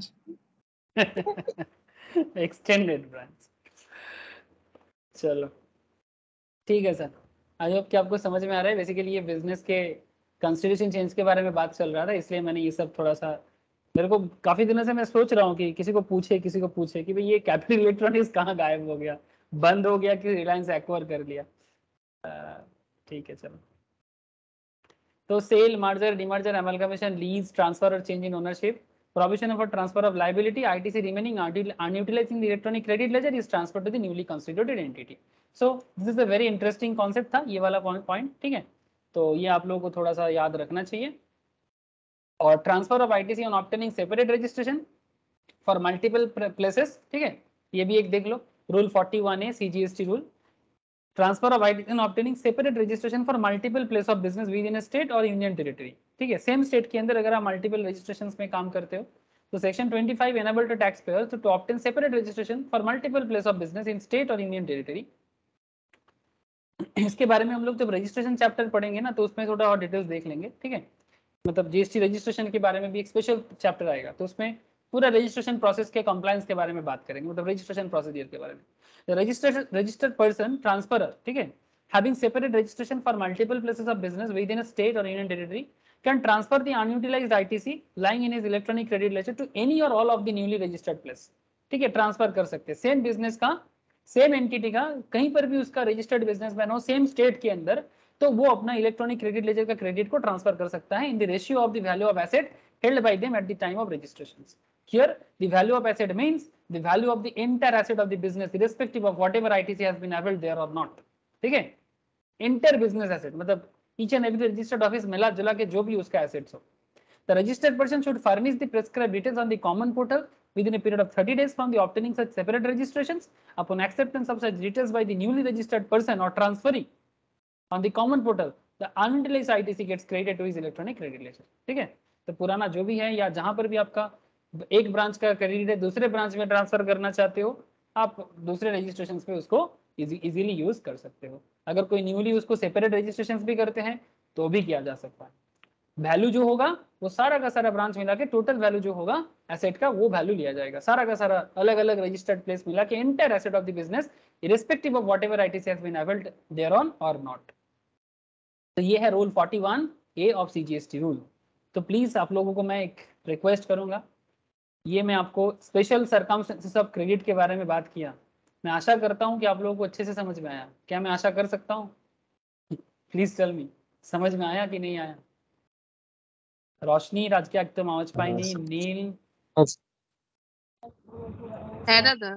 ओके. अभिषेक, ओके. अभी संपद, स्नेहेश বোঝা যাচ্ছে তো? বোঝা গেল তো? ओके. शिवम, शिवम को क्लियर है? हाँ शिवम बोल. कोई कौन बोल रहा है? संपद. হ্যাঁ স্যার বলছি স্যার, এই যে স্যার আপনি যে বলছিলেন যেখানে মার্চ হচ্ছে ডিমার্চ হচ্ছে যেটা হচ্ছিল যে কোম্পানি ক্ষেত্রে কোনো কোনো কোম্পানি, সেই ক্ষেত্রে স্যার ধরুন একটা কোম্পানি তো জিএসটি নাম্বার নিশ্চয় থাকেই, আর এবার সেটা স্যার মার্চ, হ্যাঁ প্রত্যেক কোম্পানিতে আছে তো স্যার। মার্চ করে গেলে যে কোনো একটা কোম্পানি রেজিস্ট্রেশন হবে, মানে একটা নিউলি একটা রেজিস্ট্রেশন হবে, ঠিক আছে? মার্জ হওয়ার পর নিউ এন্টিটি চলে আসবে। দেখ দুটো জিনিস হয়, একটা হয় মার্জার, ঠিক আছে, আর একটা হয় অ্যাকুইজিশনস, ঠিক আছে? মার্জারে কি হয়, এ প্লাস বি হয়ে সি হতে পারে, বা যে কোনো একজনের নাম আসতে পারে, হয় এ হয়ে যাবে বা বি হয়ে যাবে। আর অ্যাকুইজিশনস যখন হয় তখন একটা বড় কোম্পানি থাকে, ওর মধ্যে ছোট কোম্পানিটা ঢুকে যায়, ঠিক আছে? তো পুরনো বড় কোম্পানিটাই রেজিস্ট্রেশন ইউজ করবে। আর মার্জের ক্ষেত্রে কি হয়, দুটো এন্টিটি ম্যাচ করে একটা নতুন এন্টিটি তৈরি হয়। তখন ভোডাফোন প্লাস আইডিয়া মার্জ করে একটা কি এন্টিটি এলো, ভিএল, তখন রেজিস্ট্রেশন নাম্বারটা চেঞ্জ হয়ে যায়। বুঝতে পারলি? আচ্ছা মানে ওরা মার্জের ক্ষেত্রে তখন স্যার এটা চাইলে একটা রেজিস্ট্রেশন নাম্বার ধরুন ভোডাফোনের যেটা ছিল সেটা রাখতে পারে না, তখন কি নতুন রেজিস্ট্রেশন নাম্বার চলে আসবে, बिकॉज और कॉन्स्टिट्यूशन चेंज हो जाए। तो मैंने और कॉन्स्टिट्यूशन मैंने और जो बिजनेस का जो रूल्स रेगुलेशंस है वो सब तो चेंज हो जाएगा ना। मतलब रूल्स रेगुलेशंस मतलब एक new entity, new registration, new constitutions. लेकिन पुराने बिजनेस का जो क्रेडिट है वो ट्रांसफर हो सकता है अगर कुछ भी अनयूटिलाइज्ड क्रेडिट है तो। हाँ बोल। দাদা একটা জিনিস জিজ্ঞাসা করার ছিল, তুমি যখন এইটা বললে, ধরো হচ্ছে কি যেমন ধরো আমি তো মাঠে মানে মাঝখানে গেছিলাম বলেছি তোমাকে, তো ওদেরকেও তো জিএসটি পেমেন্ট করতে হয়, তো ওদের জিএসটি নাম্বার রয়েছে মাঠে, ঠিক আছে? তো এবার সেখানে কি হচ্ছে না, ধরো কোনো বুকে রয়েছে, টোটে রয়েছে, তো ওদের ধরো কোটি টাকা লস হয়ে যাচ্ছে এক এক দিনে, কোটি কোটি টাকা লস হয়ে যাচ্ছে, তখন ওরা দুখানা টোটে মিলে একখানা টোটে বানিয়ে দিয়েছে, ঠিক আছে? এবার একজনের যে মানে মেন যে লিড করছে তার জিএসটি নাম্বার প্লেটটা সামনে রেখেছে, এবার তার নামে জিএসটি ফাইল হচ্ছে। পুরোনো যে টোটেটা রয়েছে মানে পুরোনো যে টোটের যে মালিক আছে সেও তো এর মধ্যে ইনভেস্ট করছে, তাহলে তারও তো ফ্লোটা যে টাকার যে ফ্লোটা রয়েছে তারও তো তাহলে একভাবেই তো ওকে জিএসটি পেমেন্ট করতে হবে। কিন্তু যখন জিএসটি ফাইল হচ্ছে তখন নতুন যে টোটের মালিকটা রয়েছে মানে সে ফাইল করছে, পুরোনো যে রয়েছে সে করছে না, মানে এইটার ব্যাপারটা কি হলো?